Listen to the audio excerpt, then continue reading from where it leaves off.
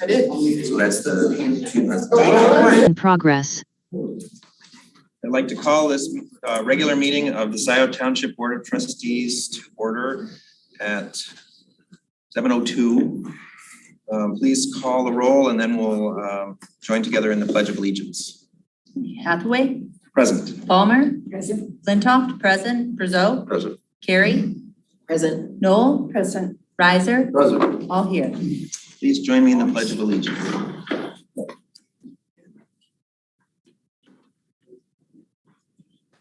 Pledge allegiance to the flag of the United States of America and to the republic for which it stands, one nation, under God, indivisible, with liberty and justice for all.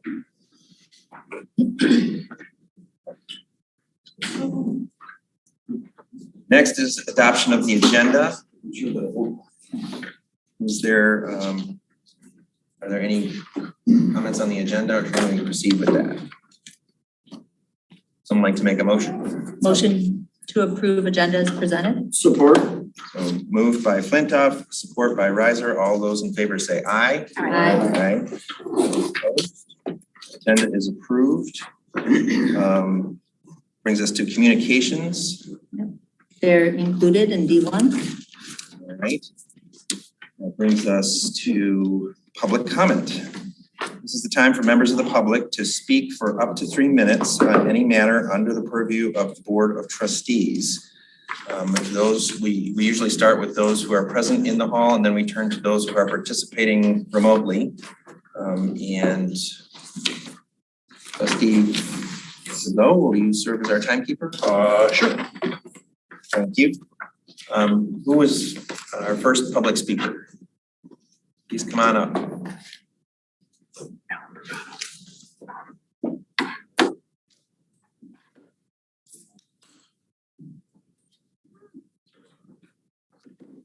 Good evening. I'm Alan Urbano, representing Low Density Parkwood. I'm just sharing some updates. As you may know, the 20-acre Divine Preserve directly across the street from the proposed Arborist Grove has just been purchased by the Ann Arbor Green Space Initiative to preserve that parcel of land. Our group's Kevin Johnson has spoken frequently about a less developed Scio corridor on South Zeeb. And we feel the conservation of this 5-acre AG parcel fits with the surrounding community. I'm talking Polo Fields, U of M Lake, Divine, Country French, and of course us. Ann Arbor Green Space paid $300,000, and one of our people recently encouraged the parcel owner to similarly make conservation her legacy. Ironically, this developer would pay that very same amount to the Scio Tree Fund to wipe out Arborist Grove's 470 trees. Next topic. Back on June 13th, I sent an email into your packet, and it was into your packet, but I didn't really speak to it at that time because you folks had a pretty full agenda a couple of weeks ago. To facilitate transparency, our group regularly issues email communiques to inform Parkwood residents. We have issued no less than 35 communiques going back to mid-2020, well before Arborist Grove. Our May 31st communique touched 3 subjects. The first was a history refresh on the prior Trillium project, where our then governing board went in full solidarity with co-owners to these township meetings. Collectively, that group was able to reduce the density from 40 to a reasonable 8 units. Second subject in that communique was a list of our AG concerns, and we shared 12 concerns openly seeking cooperation and clarification. An example of that is that we have a proposed decentralized sanitary sewer system with 5 grinders and no backup generator. And Arborist Grove has no basements. So where does that raw sewage go in the event of a power failure? We have asked that question. We don't have an answer. Unfortunately, we received the following, quote, "The Parkwood Board will not be responding to future community-wide communications from Low Density Parkwood," unquote. So our avenue for determining all future answers lies in this venue and others that we can get to in some point, in some way. And finally, our association bylaws require a 67% co-owner and mortgagee approval vote before any stormwater easement can cross Parkwood property. We would like to see compliance with those existing Parkwood bylaws. Leaving you with the usual, Parkwood submits this as a proposal not in the spirit of the Scio master plan, which is 35 units on less than 4 acres. I thank you for your time. Thank you, Alan. It's gone off the website. No, it's just because it's past 7. I can get it to you. Show me how to get it. Good evening, Board. Kathleen Brandt, representing the group Scio Fiscally Concerned Residents. I believe the actions last night of the Loch Alpine Sanitary Authority will be beneficial to Scio residents in Loch Alpine. Perhaps the supervisor can give details in his report this evening. I was very pleased to see the detail of Manager Parker's fire millage communication plan in the packet this evening, as well as her RFP for Finance Director Services. Those were so well written and thoughtful. I sing her praises. We are lucky to have Manager Parker working with us, and I know she's going to do good stuff for us. Thanks very much.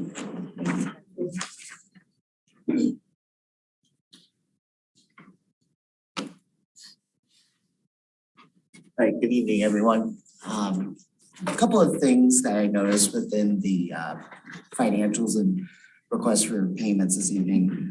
One of the things I noted and tallied up just from the water and sewer funds for the month of May, we're paying $37,000. Well, actually, developers are paying $37,000 to OHM for water and sewer engineering fees. Just something to think about as we continue. And obviously, we have a lot of steps in the road to get there, but we could turn this into a situation where we could have some in-house engineering experience. It would benefit us not only for the water and sewer system, but it would also benefit the township as a whole. Instead of having to rely on an outside consultant, we do reach a certain point where the developer's payments would offset some of the cost of that person's salary, maybe even most of it in some years, depending on the situation. Reasonably, even with benefits, it's probably close to a third of what that person might earn. Really? I did notice there was tax refund overpayments on the payment of the bills, at least in account 23214, which is the bus fund, and also 24214, which is the open space fund. There's also a few more. Just was wondering why that was. I don't know if that was because it was marked for 2022, which didn't seem like it would line up with that, but maybe it is just something I don't know about. Thank you for working on a communication plan for the fire SAD. It is well put together, as well as the RFP for Finance Director Services, and something that's desperately needed. Something I would ask you to do, place a resolution or take some action to request Mr. Lewan or Carlisle Wortman to have the developer bring forward a plan for Argus Grove, whatever that plan is, whatever that plan may be. If it needs to go to the Planning Commission first, far be it. Definitely go ahead and go that direction. But something should happen with that property, whether they're going to develop it, they're not going to develop it. It's not something that should sit out in limbo forever. Or we need to change our ordinances to say the developer has a year and they can request a year extension, something like that. Just how it works once you have an approved site plan, just sort of a current lack of step in the ordinance process. Thanks, everybody.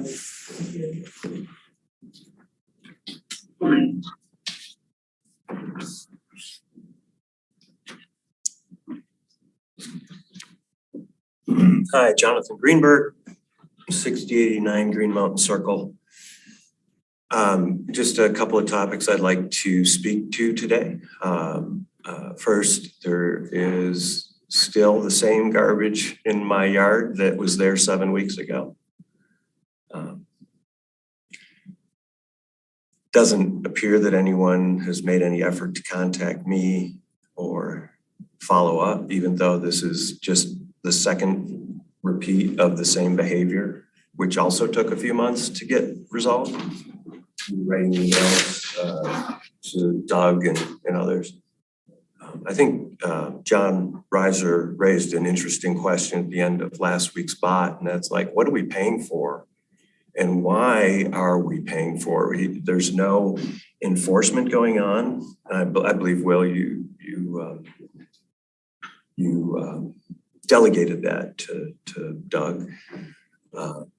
And if not, I don't, that's at least what I was told in email. So I'm basing it based on a long track of emails. But whomever is responsible, this is about the third or fourth meeting that I've come to, and everyone, takes notes and nods their heads, and then nothing happens for 2 weeks. So I'm just here to report that again. Second issue I'd like to talk about is the condition of Park Road. I know that it's been 20 years since it's had any major renovations. There's money left to do an uplift on part of it. There's issues with the current plan to pave the rest of it. And so the question is, at what point are you going to get a truck out there on a regular basis to drag the mud flat till you do the improvements and put actual stone cap on it? Because right now, I guarantee you, it's been interesting. It seems like almost every Tuesday of a bot, the road gets graded. Didn't get graded this week. It's a coincidence, I know. I mean, it's no conspiracy. It's been interesting in terms of this, but it's really bad now. So on your way home, drive by. And finally, just to re-echo a lot of Trailwood's communications to the board and to other groups within the Planning Commission and others, the fact that last night in the Planning Commission meeting, when asked, our township planner acknowledged 2.5 weeks after they started rerouting a road through people's backyards, acknowledged that he had no idea what's going on. 2.5 weeks after this was brought up here, okay? So what's he doing? Where's the ordinance enforcement? Where's the communications to the residents, letting them know that a road is going to be moved hundreds of feet across a big open green space, which I guess then if the road changes, then the easements change. So somebody's getting free land over here. I mean, it's just ridiculous, the number of legal issues that this raises, and nobody here knows about it. And I'm sorry, but that's really concerning for all of us over in Trailwoods. So thanks for your time. I hope you have a great meeting tonight. And Jonathan, one quick update is before this meeting, I know Doug did communicate to the developer about potential concerns and was asking for a meeting. So we're starting to address that issue. Oh, cool. Cool, thank you. Thursday. Here, right? Are you talking about trash or are you talking about the road? Talking about the road. Well, Yeah. I'm talking about both, but Yeah, I'm talking about the road this afternoon, regarding that he had done a preliminary review and there's potential implications for the PUD. And so asked for a meeting as early as Friday. And lastly, on the garbage, it's just embarrassing. I don't even have an answer for you. It's so embarrassing. But I remember Joyce did say at the last meeting, she was going to spearhead that. I don't know if you guys or folks are aware, but Joyce's husband did die suddenly. So will be. I'll talk about that with Joyce when the time is appropriate. Let me just say it that way. I don't want to step on her toes. No, absolutely. And this started before Joyce worked here. So Right. It's not. Yeah, but I no disagreement. If it was my garbage, I'd be furious. So if it was me, so. Yeah, I'll pick up the garbage if you guys enforce the party barn enforcement rules. Yeah, we had the party barn block, that'll block each thing on Scio. Yeah, I saw that as well. So, yep. Who's next for public comment? If there's no one else in the room who would like to make a public comment at this time, then we'll turn to those who are participating remotely. Thank you, Mo. Pat Stein, you can please go ahead.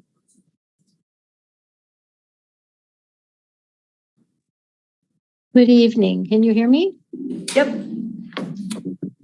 Clerk Flintoff, my husband Bill and I both zoomed into the Compensation Commission meeting on Friday.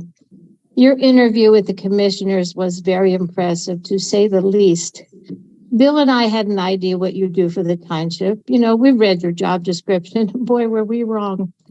The complexity of your position and the in-depth detail you provided was very enlightening. The many hours you put in each week to get the job done without the assistance of the long-awaited finance director is commendable. The thought of work-life balance must seem like a pipe dream to you at this point. For your sake, and the sake of Scio's residents, item J1 on tonight's agenda must be approved without delay to hire a finance director. Thank you for all that you do for Scio Township Clerk Flintoff in keeping us legal and keeping us honest. I hope the Compensation Commission does right by you, especially after all that you shared during your lengthy interview last Friday regarding your duties as clerk. Thank you. Thank you, Pat.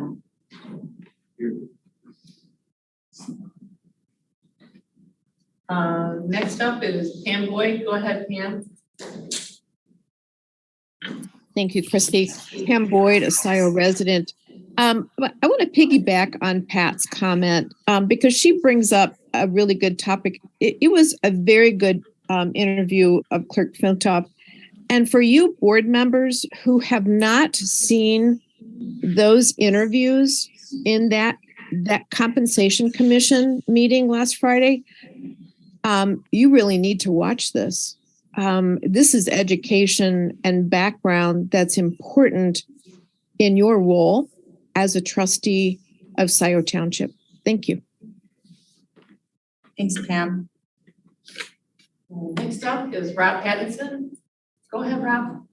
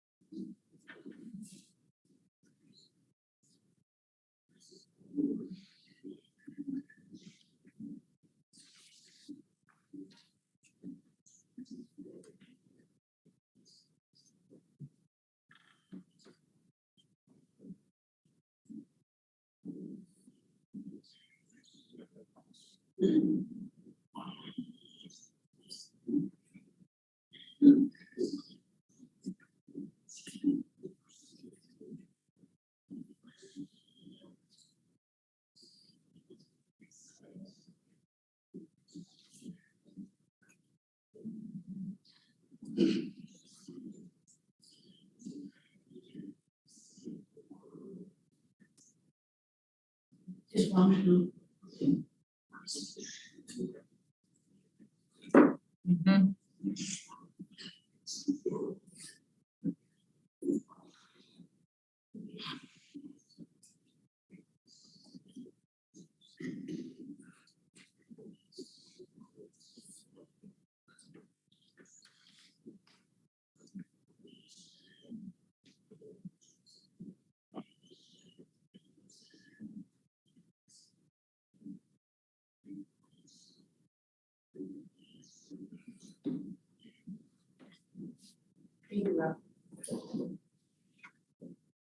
Any other online speakers? No other hands are raised at this time. In that case, we'll move on to approval of the minutes. We have one set of minutes. These are from the meeting of June 13th. Are there any corrections to the minutes as presented? I had one. Is Lisinski with an I at the end? Yes, Page 11. thank you, John.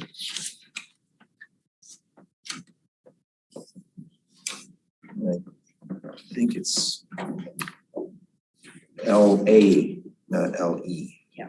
I will correct that. And then on public comment 12, Kathleen Brandt said MCL 4160, maybe it's 41.60 and 41.69. Yes, If people thank wanna you. Find it.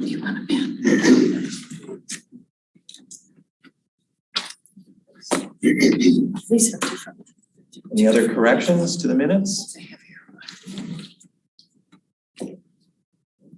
Seeing none, someone prepared to move the minutes as corrected?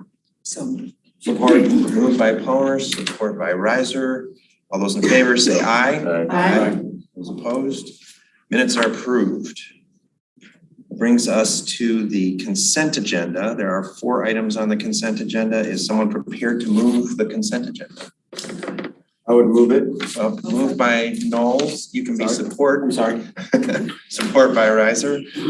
And this does include payment of the bills, so we'll need a roll call. All right, under our rules, tonight we're starting with Carrie. Carrie? Yes. Noel? Yes. Riser? Yes. Hathaway? Yes. Palmer? Yes. Flintoff? Yes. Brazeau? Consent agenda adopted as presented. Great.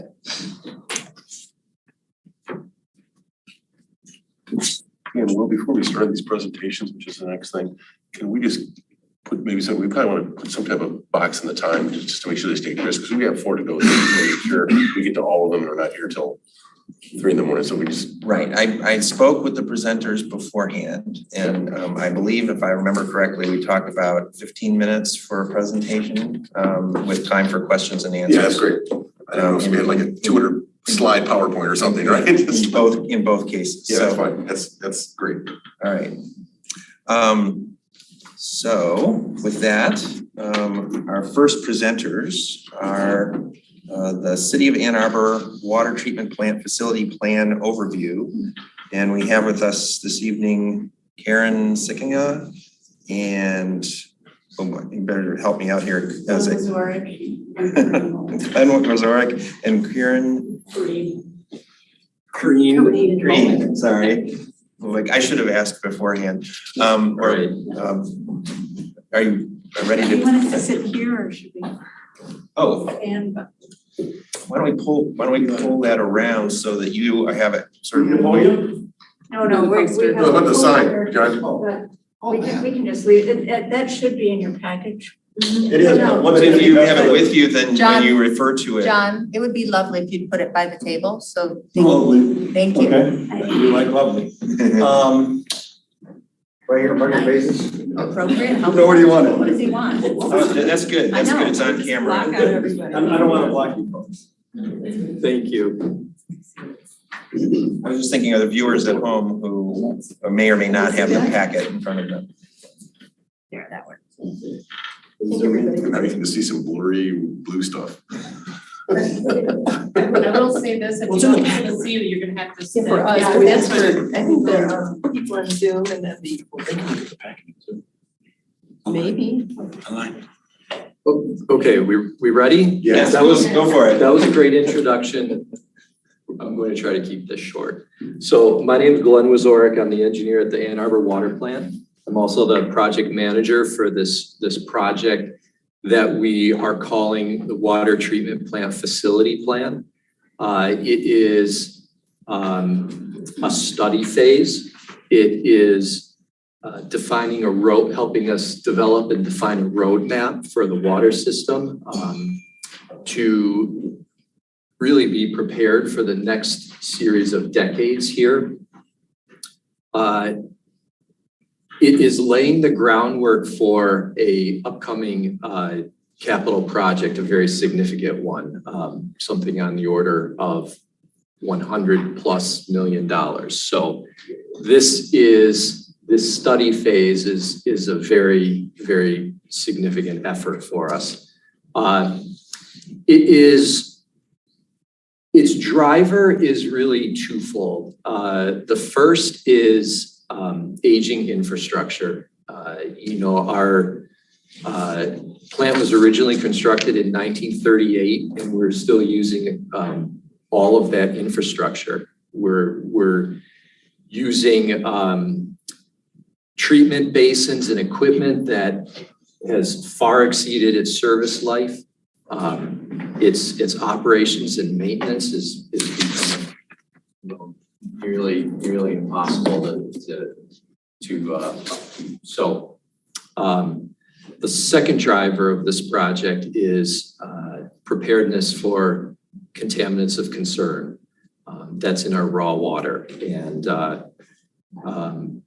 little bit on that, just as a refresher for those who may not be real familiar, our raw water source comes from two different sources. 85% comes from the Huron River, and 15% comes from groundwater wells, which are located at the Ann Arbor Airport in Pittsfield Township. So we blend that for chemistry reasons, but that is the raw water that we're treating. And I know everybody's aware of the challenges in the Huron River and the known and unknown contaminants of concern. Some of those are very familiar to all of us, the PFAS and the 1,4-dioxane and the cryptosporidium.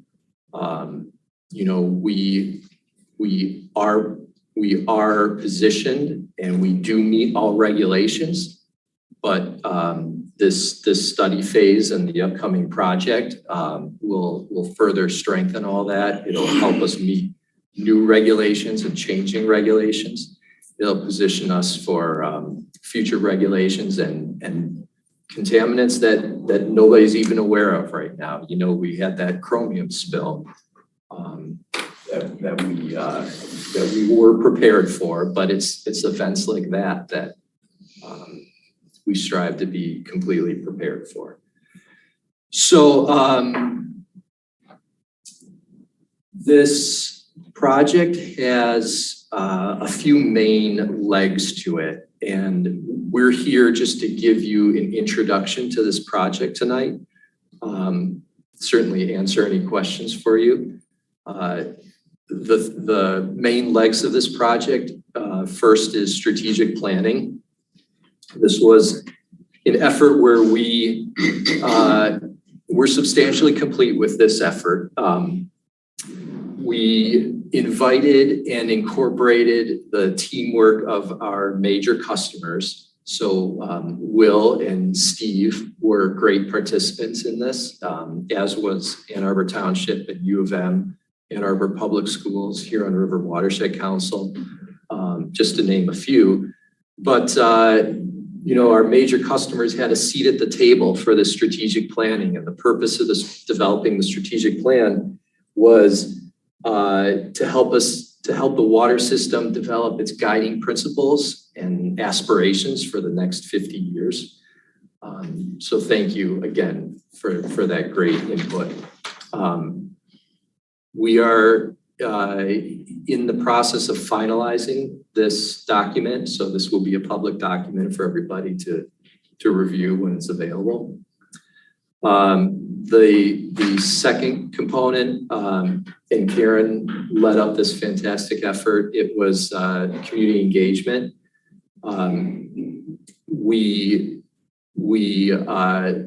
I hope, like, really emphasized hearing all voices and those voices helping shape our strategic plan and our efforts moving forward. So that was a lot of focus groups. It was citywide surveys,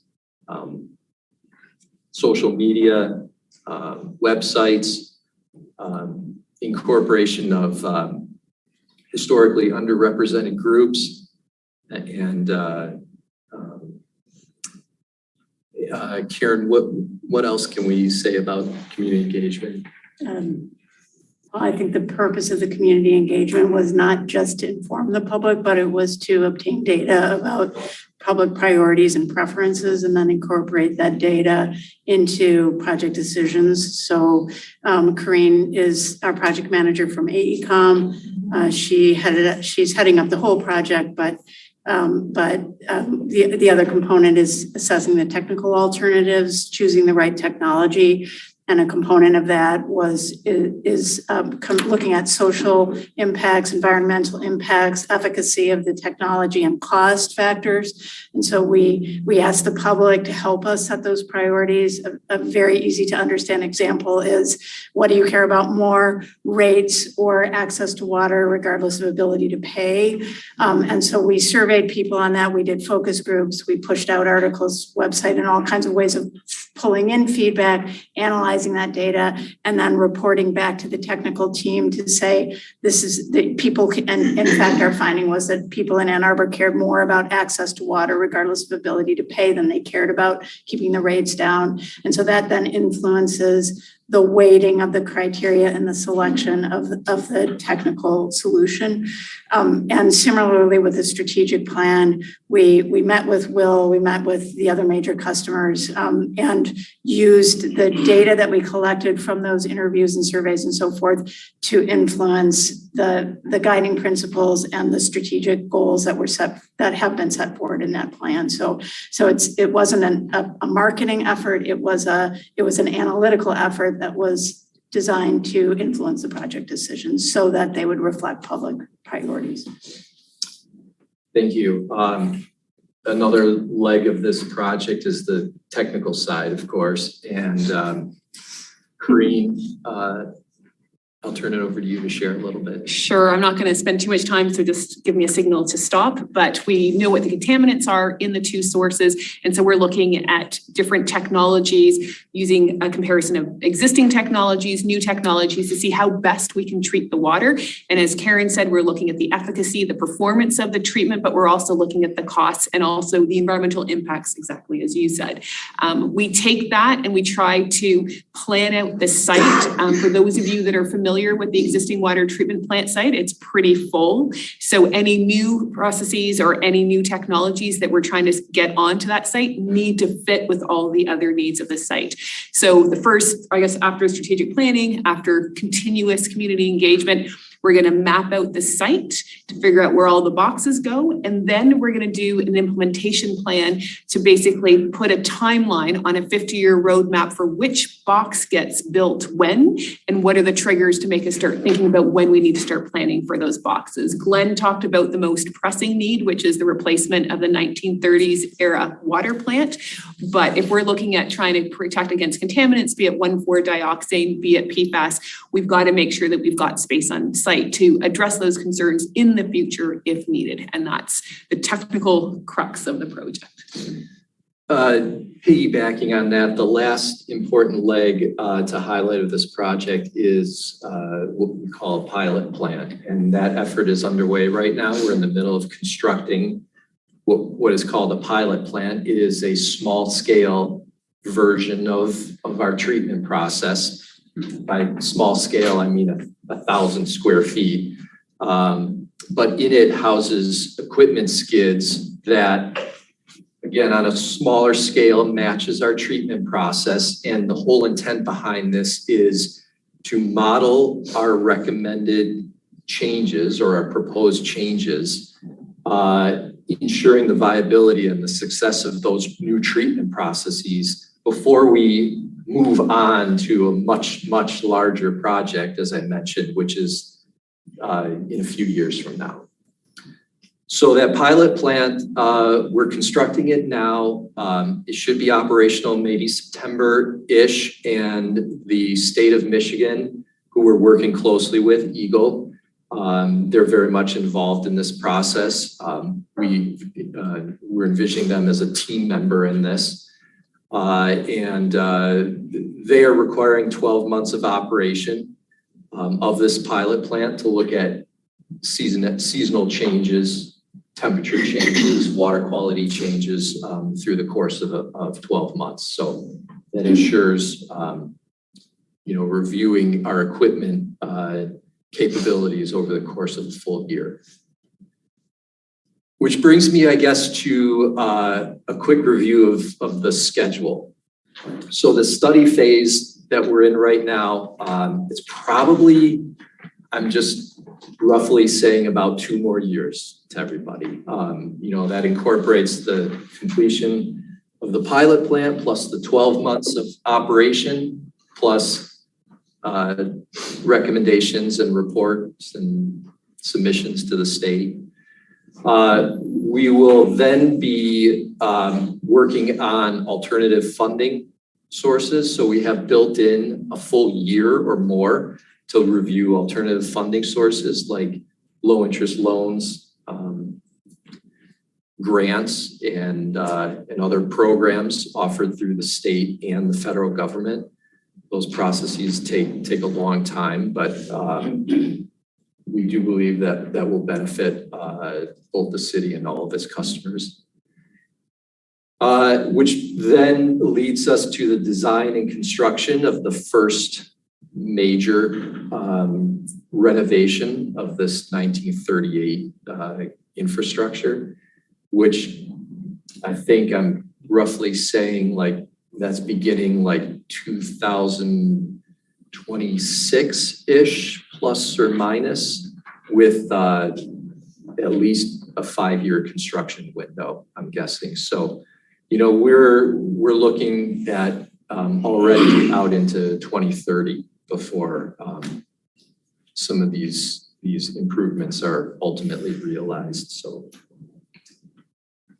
I'm going to stop there because we probably have already exceeded our time limit, but the timer. It's actually, you've got like a couple minutes to spare, but that's all right. You can finish. We can go to questions and answers right now. I think Clerk Flintoff, you had your hand up first, and then Trustee Noel. So thank you for your work on this. Thank you for keeping everybody's drinking water safe and thinking about accessibility and all of the highly technical work you do. Thank you. I wanted to ask a little bit about how this affects us in particular, Scio. We are to you just one big customer, and for us, we have our residents and customers of our utility system. So I'm very interested in the potential funding sources, and in particular, curious about if this would be to be funded, and I know that there's grants and things like that, but ultimately, is this not simply action by the city council to take out bonds? I believe there's the authority for that through legislation, the city council can take out bonds for such a capital improvement project with the utility, and then Ann Arbor will adjust its rates and we'll adjust our rates. Is that the working thinking? Yes, I just want to be clear about it, yeah. Right, I think that's spot on. Okay. The project will generally be funded by rates and debt, traditionally bonds, yes, and supplemented as much as possible with the grants. Sure. Yes, so you are absolutely correct in that. Okay, good. Okay, thank you. Trustee Noel. How often are you testing for PFAS and 1,4-dioxane? Is it every month, every week? What's your frequency? So I wish I knew the exact answer to that.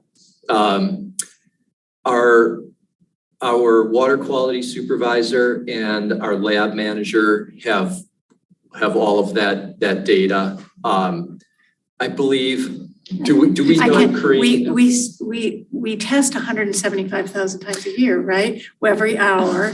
But not for those contaminants. Yes. Yeah, so it's closer to monthly is my understanding of the PFAS, but I think we should confirm that. So. We can.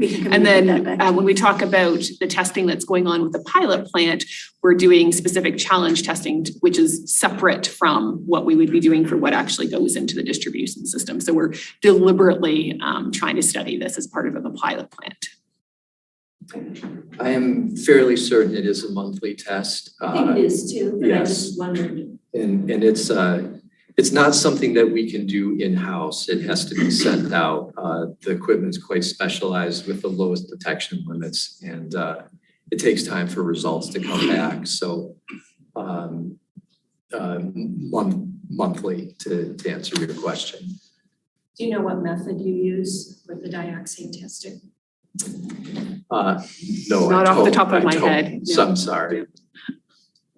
Trustee Riser. So you anticipate that going forward, you'll maintain the same 85 to 15% ratio between river and well?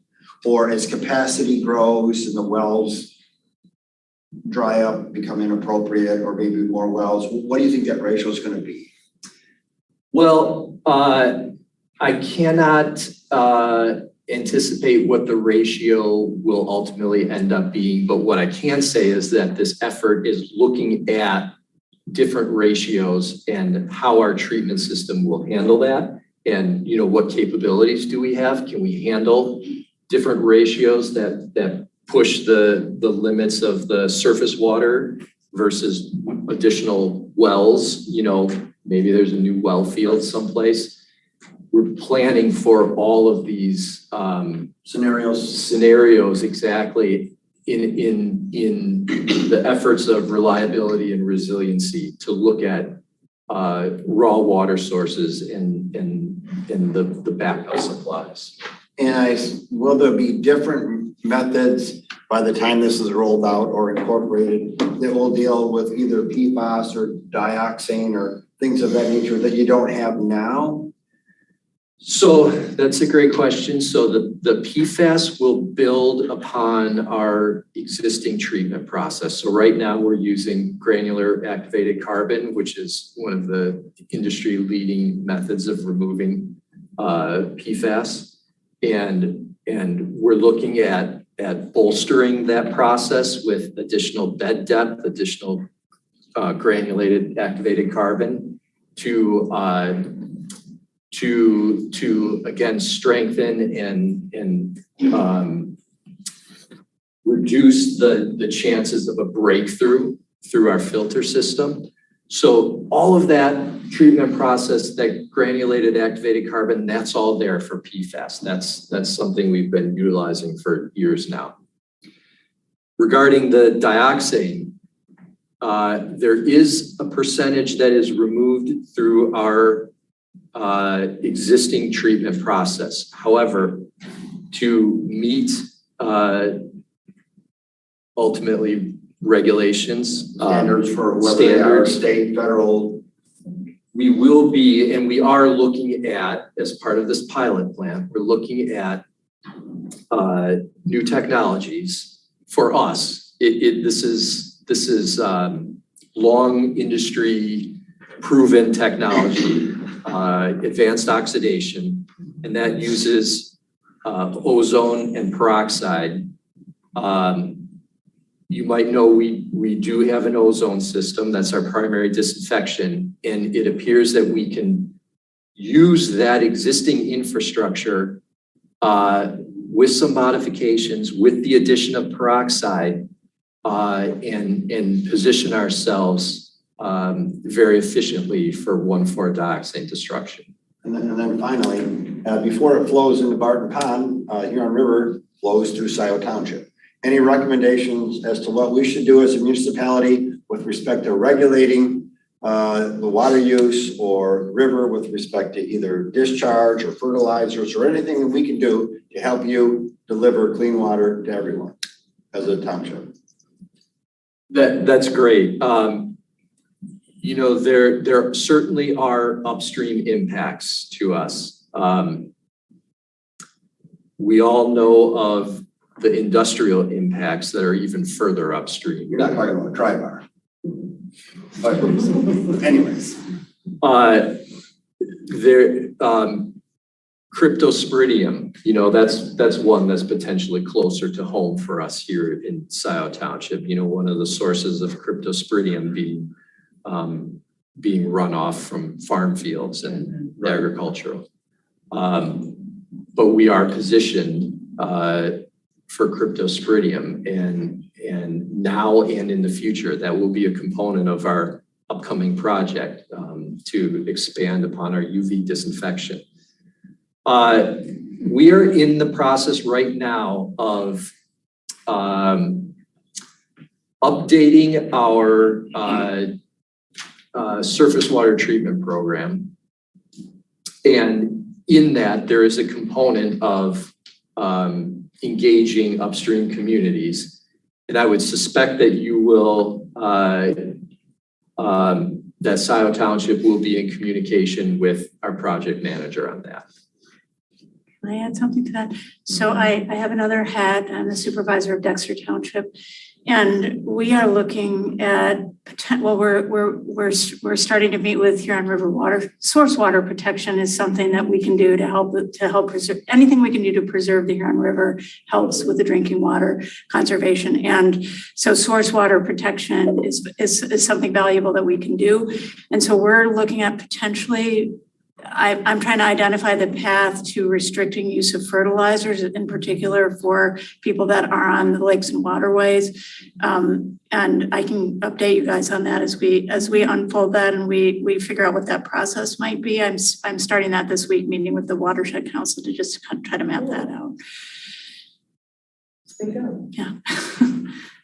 Interested to hear what you learned. I mean, I heard, I went and interviewed all the stakeholders as part of this project, and one of the stakeholders was the Watershed Council. And one of the things that they told me, and I'm Glenn and Corrine, they're the technical experts, but what I understand is that source water protection can actually be accomplished at a lower cost than some of the drinking water treatments. And so we just passed an open space farmland and open space preservation millage. You guys have had that as a much more longstanding kind of program. And so that alone can help with that water protection of the waterways, and anything we can do to help increase the funding or collaborate on that, I think is also helpful. I mean, there's limitations on what we can do at a municipal, as a tiny township, there's only so much we can do, but whatever we can do for source water protection helps the drinking water. I would just footnote both Dexter Township and Scio Township's open space millage named protecting the waterways as one of the purposes that the funding can be used for. And we have protection of the waterways in our strategic plan as a priority because so that's something else that you can do, because then that'll help drive your policies. Are there any other questions for? I have a comment. I just wanted to mention the city of Ann Arbor has this committee that's been established to study surface water intake protection and wellhead protection. And I'm on the committee. We've talked about some of the issues that you raised here today. One of the issues that we've talked about is the Montgomery well, which is currently closed, but due to dioxin contamination. But it used to be a source of drinking water for the city of Ann Arbor. And do you know if there are any plans to consider reopening that at all, or do you know where that stands? So I do not believe there are any plans, and I don't think that there will be any plans either. I may be overstepping my bounds in trying to answer this question. However, I will say,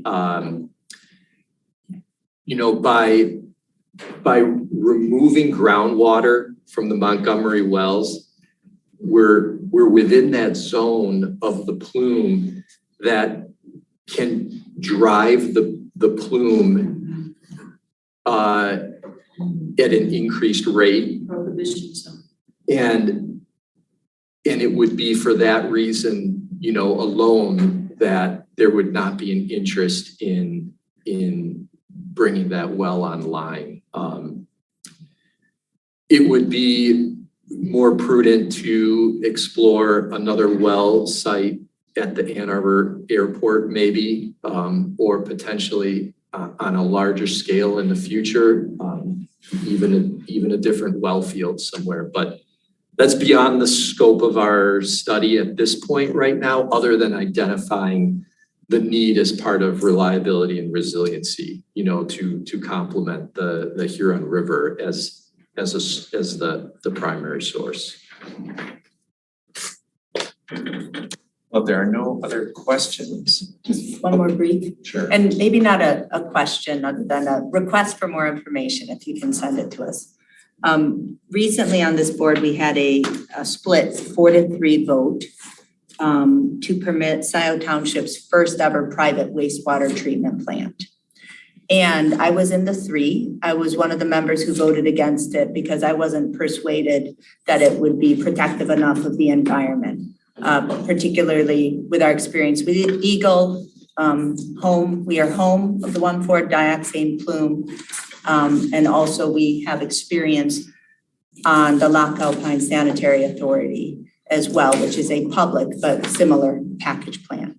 And so I would just ask if there is any information you have that you could send us about any nexus between the private wastewater treatment plants and the impact on protecting our drinking water, would appreciate it. The multi-lake sewer district is very underutilized. It has much more capacity than is being used. And in fact, it's so underutilized that it's hard on the equipment. So maybe you guys could join the multi-lake sewer district and participate in their, I mean, it's pretty far. It's, it's out on North Territorial. Yeah. But some parts of Scio Township are not too far from there. So. Thank you. Thank you, yes. Little sales pitch. Any other questions? I don't think so. Thank you very much for coming and presenting this evening. I'd like to close, if I could, just real quickly by saying that this is a long project. I mentioned 2 years. We're going into periods of testing, which are going to take some time. We haven't gotten to recommendations yet. We haven't gotten to report writing. I'm committed, the city is committed to staying in touch and keeping the township abreast of progress, but there may be periods of time, potentially many, many months where you don't hear from us, but the commitment is there. I just wanted to assure you all, and I wanted to thank you all for your time and all of your hard questions tonight. What's your background? Thank you all. Great. Thanks very much. Thank you. Our next presentation is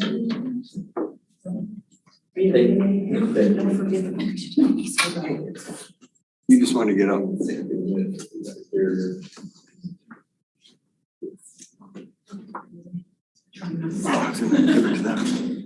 So our next presentation this evening is on the Environmental Sustainability and Climate Action Plan, and we have with us to introduce it the chair of our Planning Commission and the chair of the task force, Jan Culbertson. Have a seat. Join us. Yay. Good evening, everyone, and thank you. Do we have Zoe and Kyle? Yes. Great. I will make them panelists. Thank you. First of all, I want to say thank you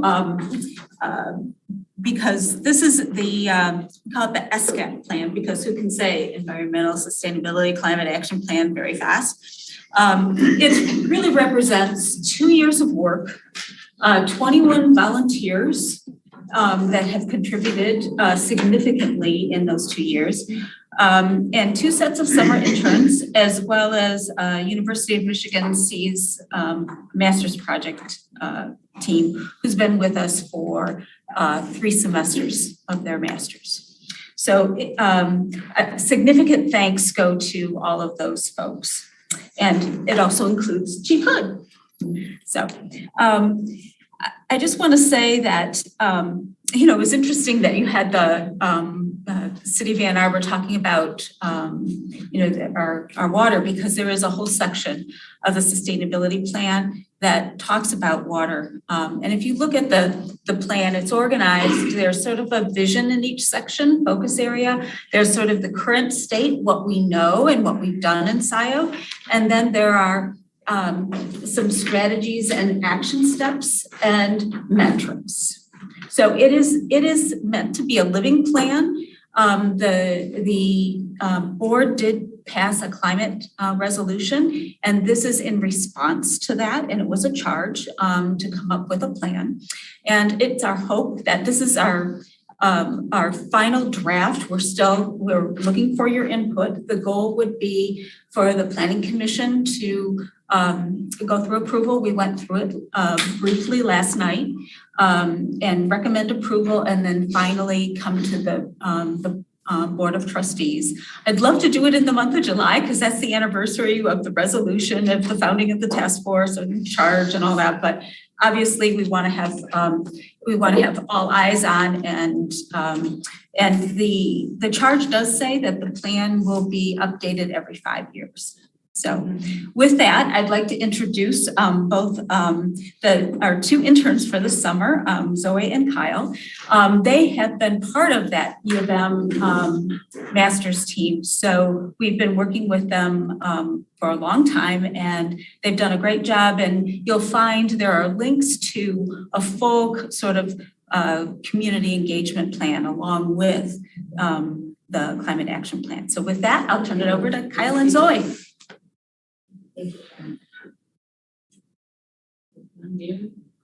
Kyle, Zoe, you ready?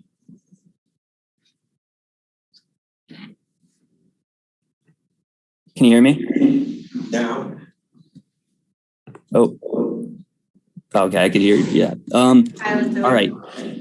So I guess, would you like one of us to share the screen to you guys? Or do you have the presentation pulled up there? Well, we have the presentation in our meeting materials, but it might be helpful to those who are viewing at home if you brought it up. Sure. Just give me 1 second. I suppose it's also helpful to those in the audience here who don't have it in front of them.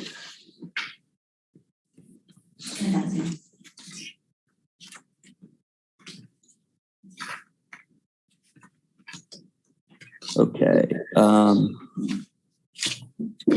Oops.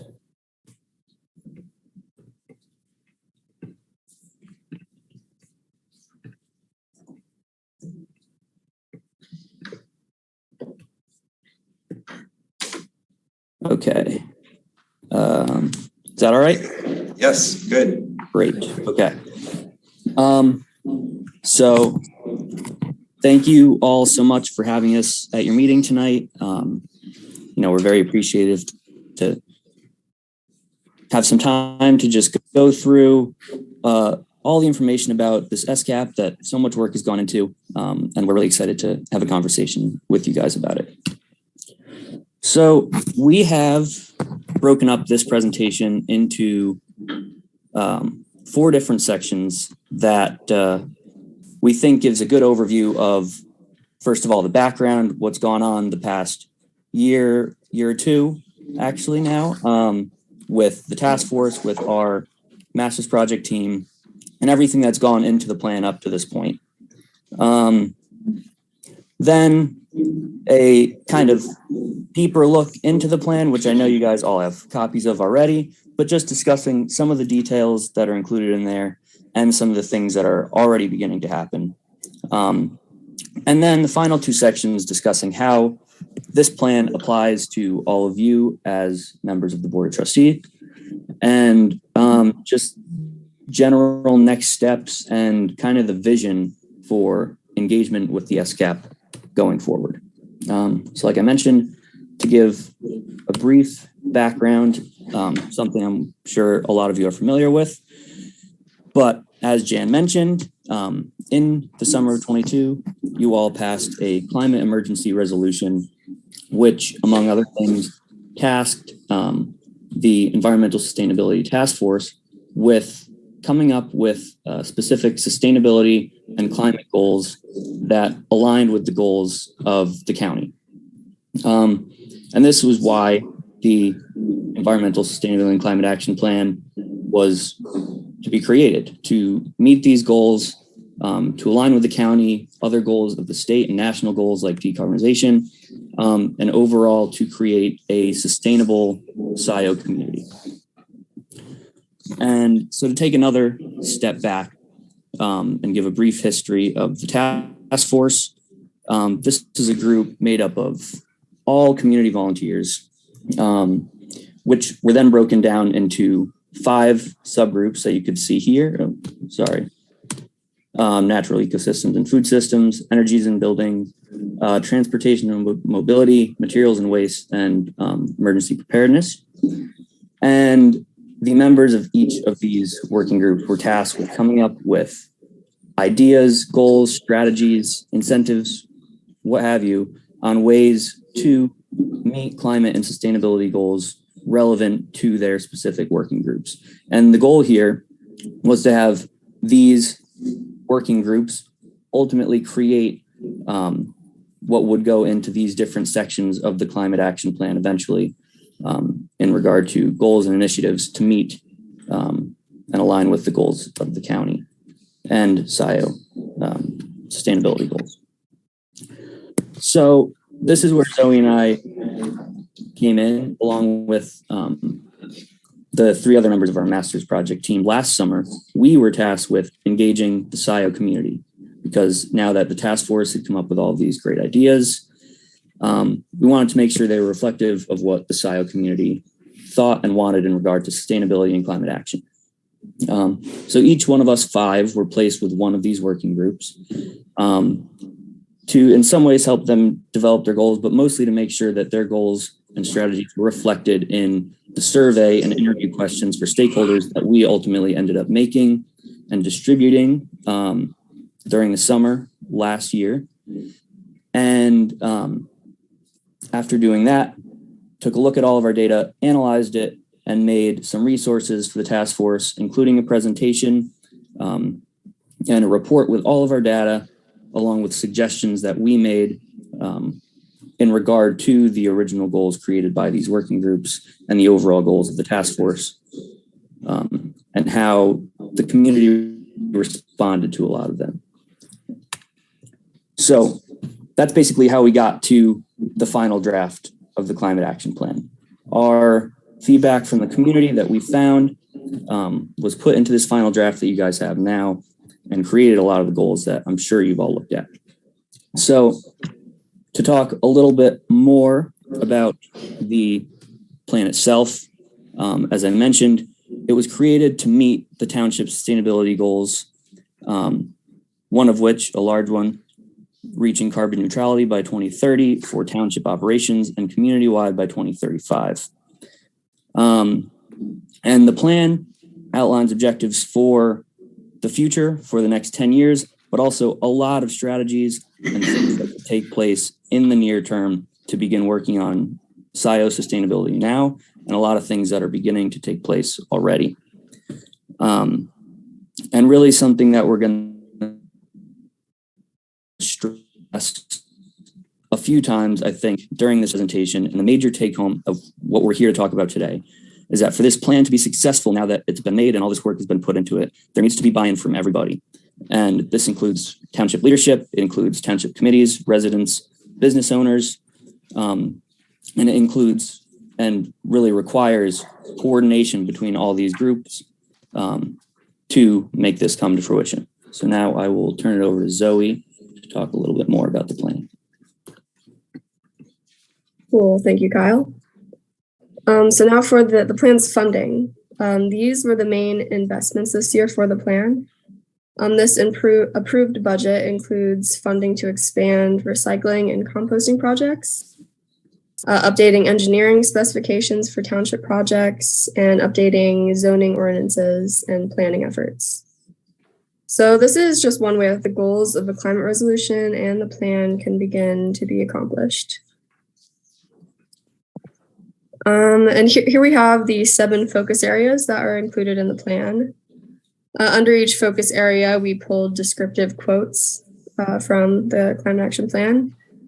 For example, the transportation mobility is defined in the plan as development of a safe, accessible, and comprehensive multimodal transportation system. And to stay on theme, the water resources and protection and health is described as addressing the quality and availability of our groundwater, surface water, and municipal water. And you guys can look over the plan to learn more about each of the focus areas. So it's much more in depth. So next, how does the plan actually apply to the Board of Trustees? Here I have laid out some policies, ordinances, and operations that do support the plan that are already supporting it, and then some that could support the plan in the future. So an example of a policy is you guys enrolled Scio Township in the Michigan Healthy Climate Plan. For operations, you guys are in the process of implementing energy efficiency audits and lighting retrofits. And also the fire station installed renewable energy and also planted native plants at the station, which is super cool. Some examples of policies, ordinances, and operations that could support the plan. One policy is implementing the Buy Clean policy, and then also requiring EV charging. So the board could support and assist the planning commission in developing and approving these initiatives. So next steps for the board. So first would be to really review the plan and familiarize yourself with the focus areas and the goals. Next would be to adopt the plan. Then develop priorities with the township leadership team, potentially with leaders from each of the township committees, for example. And finally, just to ask questions. The task force is here to answer questions about the goals, suggest ways forward, and help coordinate or to do research. So we wanted to include a personal engagement slide as well. We believe that individuals that have the power to make changes in their own lives should take advantage of that privilege. So some examples that we give here are to install solar at your home, begin composting, plant native plants, consider electric vehicle, reduce single-use plastics, help family and friends get involved, and then be a leader for fellow Scio residents. We wanted to stress that last point because the community looks toward Scio leadership to set an example as a change maker. So, and I believe that is it. Cool. Any questions? Thank you very much. Are there questions from members of the board? Treasurer Palmer. What is a master composter? I don't know what else I can do. There are actually courses that you can take next door. Oh, really? Okay. To become a master rain gardener, to be a master composter. And we do have folks in the sustainability task force that have taken those classes. If you're interested, I have to give you the links. I did read through this a couple times. Not just the presentation, but the plan. And so why isn't there what homeowners, residents can do now regarding their homes to save energy? You know, like sealing windows, taping ducts, furnace ducts, there's different things like that. And I don't see that in the plan. That's something that's easy to start with. And Jillian, there's also a program through the county to subsidize some of that for people who may not have the funds to do all of that. Well, DTE has a whole kit that you can order. They can come out and check out your home. I've done that a few times and I've exhausted that. And I think it although it isn't laid out in the plan, part of the goals under energy and building is to work with and provide resources and education to the residents of Scio. And as we briefly talked about last night, because the largest square footage of buildings in Scio are single family residences, and the bulk of our greenhouse gas emissions are us, you know, and that's a major part of what is the outreach. And what's nice is we have the ability, the city of Ann Arbor now through their Office of Sustainability and Innovation have created a whole slew of programs that they're making available throughout Scio Township. So that includes weatherization programs. They're piloting right now an advisory we called it a home advisory group that they're starting with a pilot. They're gonna expand to the city, and then the goal is to expand further out. But there are a whole bunch of resources that anyone in the county can tap into. So what we're hoping is to link to some multiples of those resources. It could be how to weatherize, contractors that can help you weatherize, do it yourself, what contractors now, they have an electrification badge program with Michigan Saves, so that you can go online and find a contractor that will not, if you need to replace a water heater, that is familiar with heat pump hot water heaters instead of gas hot water heaters, and some of those other things. So both from an efficiency standpoint, and you're right, DTE has programs too. And there's which just are those great. little things that people can do right now without having to, save up for an electric vehicle and things like that. There are some simple things that actually have, and all they have have short up. paybacks. Yeah. Absolutely. I have a question. So I keep hearing or reading township stakeholders. What does that mean exactly, stakeholders? Does that mean people that are, or companies that are paying into this plan? Or is No, it would be anyone who has, stakeholders typically would be, residents, HOAs, our DDA, other businesses. It really is kind of a broad term. Anyone who has a stake in Scio, basically. And the survey that went out, how many people responded to the survey? What was the communication avenue for that? Yeah, do you want to take a stab? And there is a link in there that you can go into if you go onto the online version that goes into all of the survey results and so forth, that you can actually get the actual data. But would that be in that's in the actual plan. There's a link to that. Yeah, it was 200 and something, was it? I'm trying to remember the number.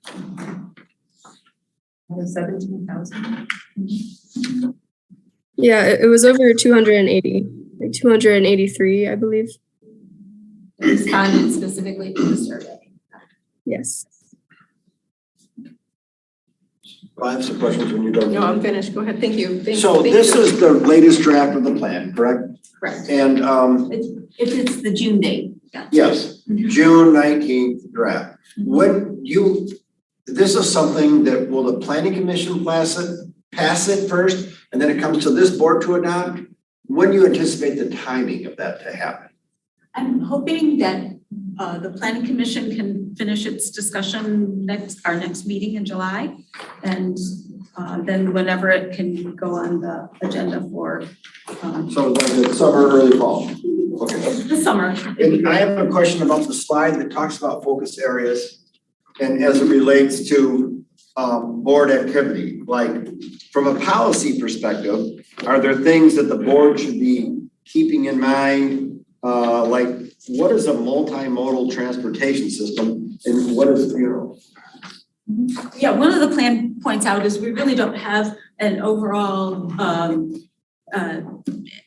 person group responsible for transportation planning in Scio. So what is multimodal? Well, it means walking, public transit, bikes, cars. It's. So like we're gonna be paving Park Road once the intersection's worked out. Do you know if there's gonna be a plan for bike lanes on that road, that new road? Don't know. Nobody overseeing that. Like how does a board, how do we as a board say, hey, developer, hey, OHM, hey, whomever, hey, kind of like asphalt, whoever does it. How do we start getting bike lanes if that's important? Well, an example would be, we could adopt a complete streets policy that would articulate what would be the components of different streets. Jan, just to chime in there, can we do that? Given that the road commission owns all the roads? I thought, and this is not my area, but somebody tell me, I thought that whether we have bike lanes or not was the discretion of the roads commission. Not to say we couldn't have They own the influence, roads, yeah. but They isn't own that the correct? So like they just repaved Miller and all sorts of things and they never throw in a bike lane. Yeah. So is there something? Sounds like on we need to advocacy? talk to the road Is, commission a I little mean, bit. is that advocacy that we need to do, or do we just say? Well, I think there's a whole range of things. I think it's advocacy, for sure. We did advocacy around lighting, with the road commission. There's been advocacy around, elimination of herbicides and so forth with the road commission. So there is a place, you know, for. Conditions on the money we give the road commission. No, but like, But- you know, that's a good point. Yeah, but then there are also policies that we can affect, like purchasing policies around recycling. And one of the things that we're working with the engineers on is low embodied carbon concrete. And if you go onto the Catalyst communities, also there's some resources that the state has around policies and ordinances. In fact, there's a green communities kind of profile of things that municipalities can do within a framework. And that's where many of the things did come from in the climate action plan. Question about materials waste and the circular economy. Yeah. It's my understanding that while we require residents to use GFL for their trash and their recycling, there's no similar ordinance with respect to businesses, and they don't have to recycle anything. If they And we don't require space for it either. And if they have bins, they don't have to do it. If they have, curbside carts, they have to use GFL. We get a lot of requests for development in PUDs. Is that kind of a standard thing, like, hey, you gotta recycle? Or We have been requesting it. do we need to say it, do we need to mention Put it it to in an Mariah Fink? ordinance? Like, hey, Mariah Fink, this is something we want a standard benefit for a PUD, or this is like a development we wanna know? I think or it no? could go in the zoning ordinance. We say you have to provide screening for waste. It could be for waste recycling. Like, do apartment complexes need to recycle? We don't have an ordinance requiring it. No, we don't. And Do other municipalities? Can we do that for businesses? I can't speak to the details. I know we can do more. I'm recalling our lengthy conversations, Donna and Kathy, when we were writing the trash ordinance. I will say that there's definitely. We weren't writing it. Well, I said. We were changing it.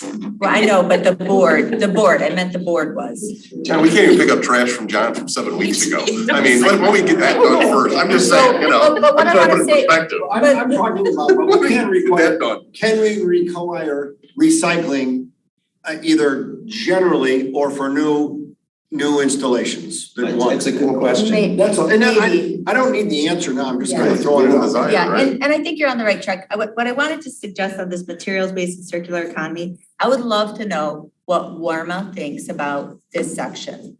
And I would like to know what Warma's opinion is on this section. I would also like to know what the opinion of our township attorney is related to our GFL contract. I'd like Will and our township attorney to think about our GFL contract in this context, because there's a lot of good ideas in here. And I think that I want to think about, like, to implement some of this, are there ways we can better enforce our existing single waste hauler ordinance, which I think will get to some improvements, and also GFL, how do we make sure they're recycling what they're taking for recycling? How do we get them? But that's important. I mean, but this is a number one thing we can, a big change, a big lever we have. We put it in place. You got to have an agreement with us. We could add competition to the market. We could assign an agreement with an additional hauler. We can't. Yes, we can. It's not a single waste hauler. It is not I think single. there's Sorry, that we're off topic on this one. But I'm There are saying- things that you can do with your Well, personal. Jan, forms. if I could step in and ask a question, I noticed, and I thought this was a helpful reminder, that we actually did budget for some of these actions, part of the plan. One of them is $25,000 to update zoning ordinances and planning efforts. And I'm kind of curious, what is that, how is that happening? I'm assuming that the activity would occur We need a contract for it. from the planning commission. Yeah. So can you give us like an update on how that's going? Yeah, we actually started last night and we're continuing to do that. We outlined, there was a list of possible updates and additions to the zoning ordinance. We have, and part of that is also the PUD ordinance looking at Jackson Road, as that is primarily the area in the sewer district, and looking at sort of revisioning that in a way so it includes more multifamily placemaking. The multimodal, right now Jackson Road is very auto-oriented. And seeing that as a real focus of development in Scio. And the other thing, I encourage you to look at SEMCOG. We've been also re-engaging with SEMCOG and WATS. We did give all of these folks copies of the original draft, the April draft. The only organization that actually got back with us with very constructive comments was the Huron River Watershed Council. They were awesome.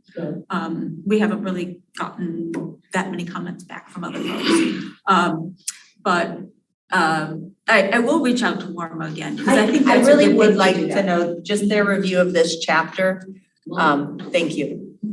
Yeah, and any other specific people that I can reach out again to, I'd be glad to.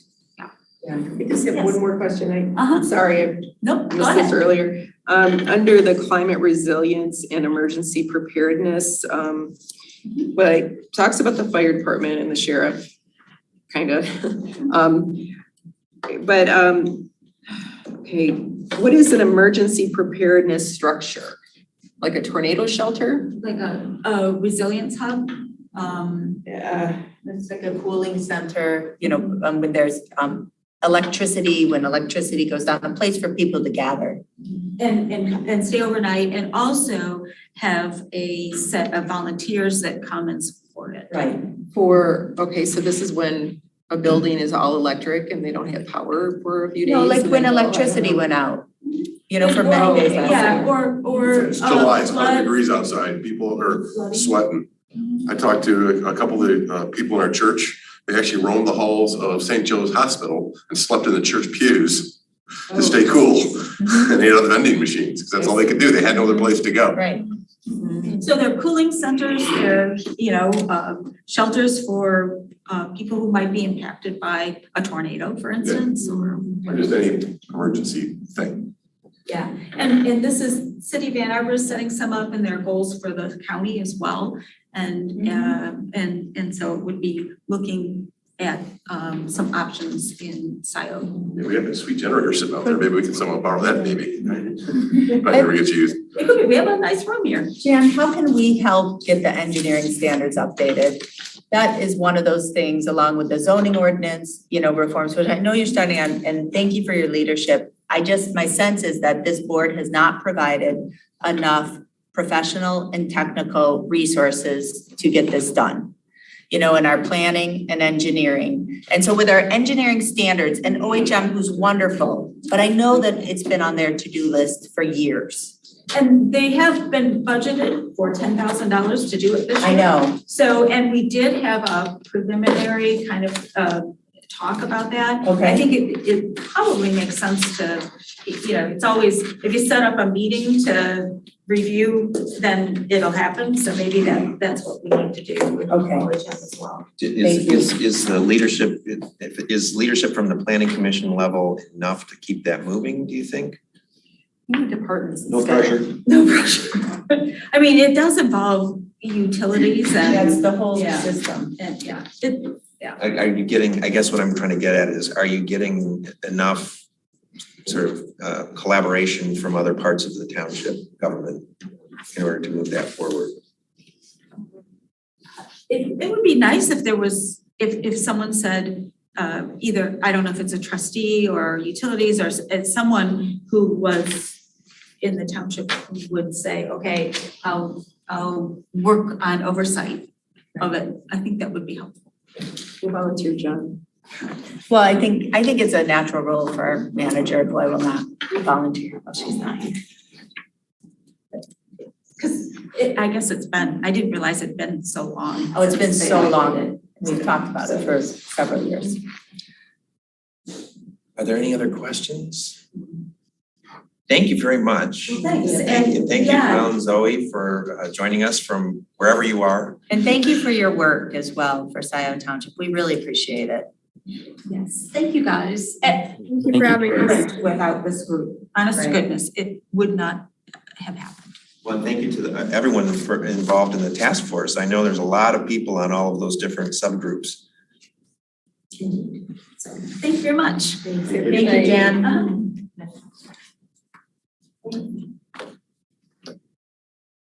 Well, that brings us to our next special report. This is would have been presented by our township administrator, Joyce Parker. Unfortunately, she had a family crisis that is taking her away from us for this meeting. And so we have with us our very able chief. Thank you, Board. The item here is fire SAD process and communications plan. So that's really three components to talk about, one of which we'll focus on tonight. This board some time ago called for a special election after hearing a lot of data about fire service and determined we needed to ask residents to fund improvements to the fire service. But the board has authorized a ballot question, two questions actually, to be posed to the voters this fall, and that's ongoing. The board chose as part of that to utilize Public Act 33. Public Act 33 has very specific requirements, one of which was a public hearing, which we had 2 weeks ago. There will be several other public hearings upcoming related to this issue. But again, those aren't what we're talking about tonight. Tonight, we're talking about the communication plan. You do have several documents in front of you. Manager Parker put together a 4-page proposed communication plan. Page 1, brief overview of the project scope.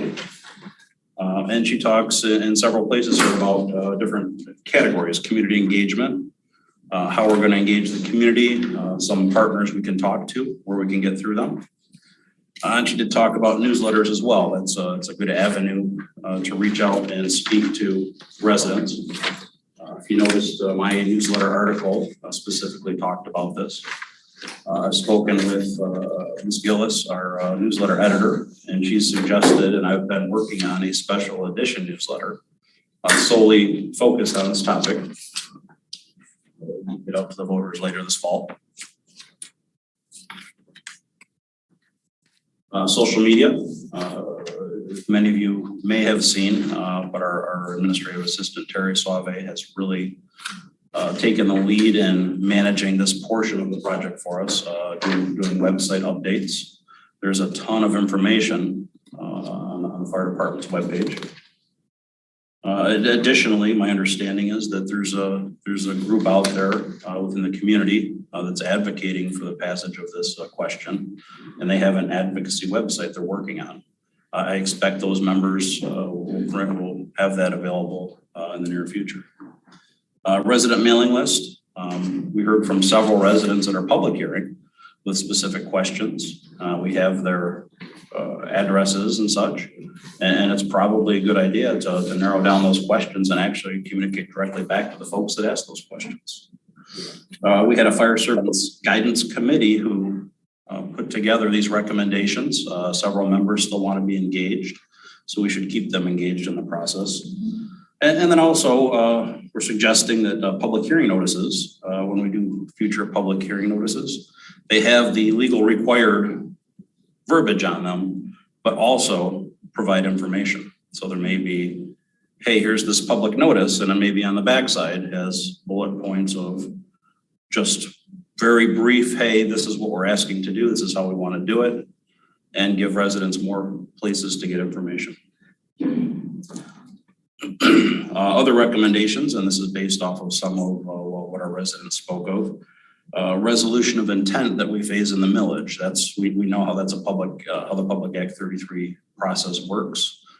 But we should, as a board, have some sort of resolution saying that we're only going to levy what we need in a given year. It's part of the process. However, I think residents will be more comfortable with that, as does our manager.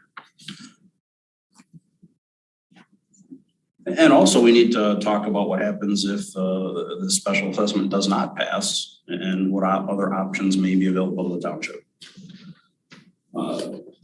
Also, our managers put together just a sample meeting agenda, so that when various, and so far it's her and I and supervisor or another board member out meeting with the public various times, but there's a sample, just an agenda to how to present this to folks when we're out in these meetings. Also included in that packet are several one-page comparisons, handouts, informational pieces that she'd asked me to put together. We compare to some communities both in the county and out of the county, both in size, taxable value, population, number of firefighters, and service provided. So that's something that I think our residents should see. Estimates of costs. This is basically a timeline and kind of my brainstorm of what I think we might assess in the next 4 or so years, 5 years, as we construct a station and begin staffing it. A couple of frequently asked questions pages, and that's something we can continue to expand as we get more questions. We took probably the top 10 or 12 questions that residents have been asking, and we have that available for them. And also a piece on inflation and how that's eroding our ability to provide service. You know, last year our assessments were capped at 5%, while inflation was 8%. So right there is a -3 in our fire budget to start the year. And then also we put together just a chart to kind of show where primary service areas would be for initial response for an emergency. And that's, you know, for a single station response, there'd be several call types that would get every firefighter in the township to respond to, but this is just this is where your first area would be. And with that being said, I suppose it's board discussion appropriate, you know, comments, feedback, things we can improve and what we want to see out of these documents. Thank you, Chief, for stepping up to the presentation. I was pleased to see all of the materials that were prepared at really pretty quick, short time frame. I know we were you were scrambling. I am interested. I'm sure others have questions about the materials, but how did the department determine the service area? Is it just sort of is there, because it's not simply just sort of like drawing a circle around roads. it. Right. A lot of it's roads, and I'll use the example of Pratt and Wagner. That intersection is basically dead center between the two stations, and both stations will be headed to that intersection. So it makes sense that anything south would be covered by the Wagner station, as that would be closer, and anything to the west would be covered by the Zeeb station, as that's generally closer. But we also looked at factors. As an example, in that same scenario, our Zeeb station has about 1.25 miles of gravel road to go through. So that's going to slow down our response at certain times of the year. And we also looked, if you look at the Polo Field subdivision, the bottom half, south half of Polo Fields will be covered by the Wagner station. Although they're pretty close in mile distance, you've got 3 stoplights to go through to get to Polo Fields from Zeeb station. So it makes more sense to use the one stoplight and a longer uninterrupted stretch of travel distance. But those are all kind of the factors we put into it and looked at it. There had to be some thought, obviously, but I'm just curious about that. Are there other questions? Clerk Flintoff. So Chief, I want to thank you and Joyce for your work. I want to say that, you know, communications, and I think about this, you know, with your suggestions, Mark, which are good, and we need to integrate more of them. I think that, you know, the reality is, you know, the township is, you know, doesn't have the type of in-house sufficient.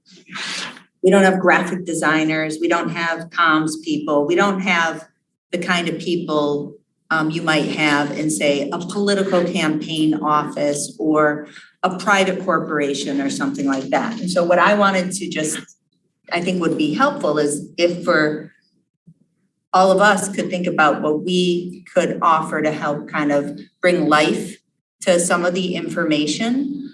Certainly, I'll say, you know, our website has a lot of capabilities we haven't used, but could use. But I also do think, you know, some sort of graphic designer would be helpful for all of the materials. I can certainly offer to attend and participate in any community meeting needed. You know, I'm happy to do whatever's helpful in terms of, you know, keeping the SAD and the election process moving along there. But on the community front, I think that a lot of these materials, you know, we need to, you know, turn more into marketing materials. So let me just make 3 comments because I still know marketing companies. Actually, I don't know if you're aware of that. As a matter of fact, so 3 things I would tell you to consider is 1, first off, the best way to improve your campaign is it doesn't matter what the 7 of us think, we're sold, is get the feedback from you. Just send out your first draft the best you can and just listen to all the feedback and just make those changes, right? Find out what's working, what's not working. That'd be my first suggestion. I did offer, who's our IT person? Chris. I said, Chris, if you need some help, I offered some of my IT to help him, but I said, you gotta tell me specifically what type of help you want, right? Is it in Office 365, is it share, what technical component you need to promote this millage, right? So whatever that is, and Chris said you get back to me and let me know what that is specifically, because I've got individual things individually. Awesome. Third thing is there's a billion templates out there that we can use. We shouldn't be reinventing the wheel on any of this. Right. Great example of that water poster thing, right? Yeah. One, you know, good. Those are called infographics, by the way. I guarantee you there's one out on the internet somewhere. You know, the internet, I always say Google been destroying dreams since 1997, right? There's nothing new that's out there. So I would say go steal one from the city of Sacramento, whoever that is, and let's just make it our own, right? We don't have to, and by the way, to Jessica's one, hey, steal the graphics, right? I doubt they're, you know, trademarked. I doubt they care, right? If they got something or we can maybe modify it. Or that's that cheap Canvas subscription I told you about I have. It's a nice way to hack up this stuff. And I'm also an illustrator, Adobe Illustrator. So if you do need some illustration work, I could probably do that for you. You just need to tell me what you want to do or Photoshop. That sounds like a really nice offer, Mark. So there's the I can throw into the kitty. But those would be that's the methodology I would use. But the first most important thing, Andy, is just getting that feedback. Because we can go do a design and put a bunch of effort and a bunch of stuff that maybe nobody's even gonna look at or even care about, right? So let's find out what's important to them. Because most of the times I find out, at least 50% of the time I'm wrong, right? So just go out there and I've never known Scio to be silent and not sharing their feedback, so I don't think I have to worry about that. And one thing I do want to give the chief, just on the feedback piece, is the chief has done an awesome job at responding to every single email, having every single conversation. So what do you think you've talked to? 7,500 people? Email and or phone. Or at the front desk, yeah. Yeah, probably. Good. It's good. Yeah, great start. Just keep tuning in. It's just I call those living documents, right? You're never done with them. You may eventually abandon those documents, but they're never completed. There's only abandoned eventually. Other comments or questions? Yeah, I have some. So Chief, you said that Terry is, she's been working on the social media aspect. The website. The website, the website, okay. you're going to implement this plan and make sure that this is a lot of work, so Yeah, I do think, you have a plan on the structure of who is going to help? I mean, you mentioned some. That's why I'm asking for volunteers at this table. Yeah, so right now Joyce and I are the ones driving the ship. Okay. So we all need to step up and And help. we can't tell people how to vote. We can just give them the information. So we want to make sure that's clear. Very valid point. Everything we're putting out, we're not advocating one way or the other. We're offering factual data to the residents. They need to draw their own conclusions. Advocacy groups, those people can advocate one way or the other, but as public officials, our job is only education. Yeah, regarding the ladder truck, I keep hearing people, or I've been getting a lot of feedback as well, that, oh, we don't need a ladder truck, we can just borrow somebody else's. Well, I've explained the situation with that, but what is the benefit from applying water from an elevated position to a building that's taller than 2 stories, I guess, or 1.5? Is that what? So I'll give you a good example, and this may have been something that you and I had discussed previously. Yeah. I'll use Pittsfield Township as an example. I don't know if it was earlier this year, that they had a 2-story apartment building, townhouse style buildings, where they had a significant fire in a top unit. The fire got up into the attic. Us sitting on the ground as firefighters, we can only lob water up. Well, it's not very effective. A ladder truck, you're able to bring the water discharge, which is on the ladder, up and actually put out everything that's burning underneath it to make the fire in the attic go out. Okay, yeah, so I've heard feedback as well. It's like, well, it's gonna burn anyway. It's like, well, but it could jump. I mean, there's many different reasons to, stop the fire as soon as possible. It could be as simple as an air conditioning unit burning on top of Lowe's. Right now, I can't get to the top of Lowe's until one of our mutual aid partner, Ann Arbor, gets here from downtown.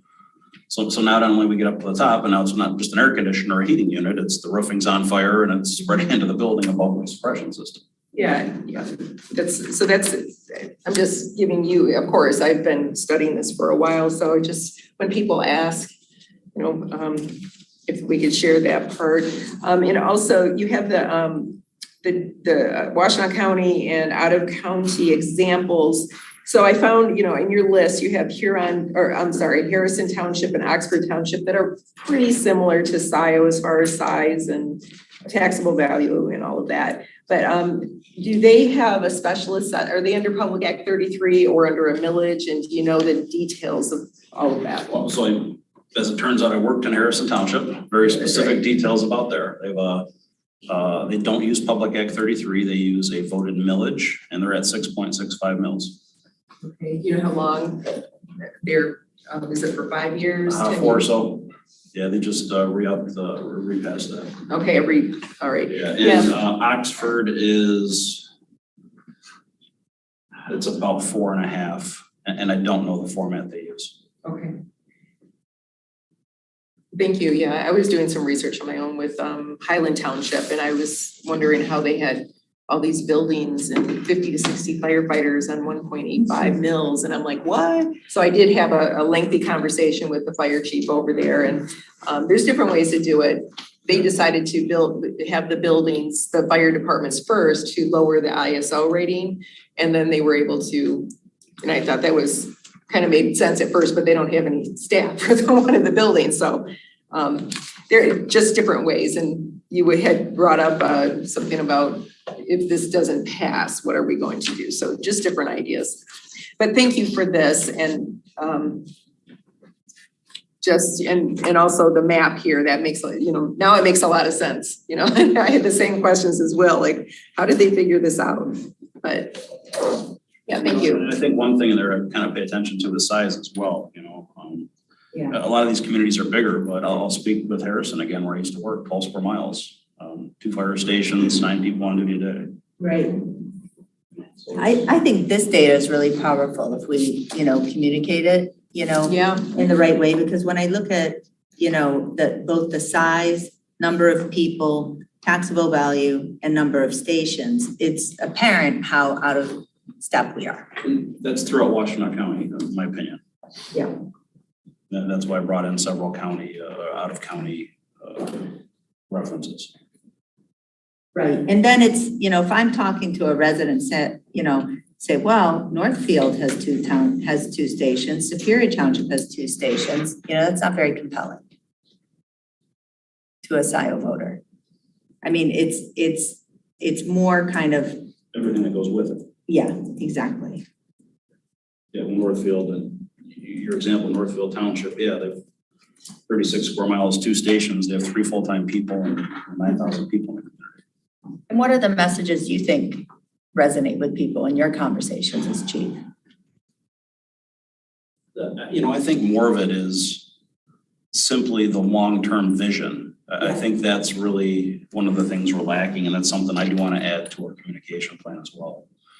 And meeting with residents, kind of show them how long-term we want to see us bolster our services and help serve the residents better. You know, I think that helps. Right. So Andy goes back to just ask them what they want to hear, right? Don't, I hate when people just throw Jello at the wall and see what sticks. Just, that's a lot harder to do than just say, oh, what's important to you? Oh, those, okay. We'll do that, more of that then, right? Yeah, that's fair. That might be a great way to open our conversations with the residents too. Hear what they have to say and then talk about it. Yeah, and planning, we need to plan instead of being reactive. So we're to the point where we need to do it.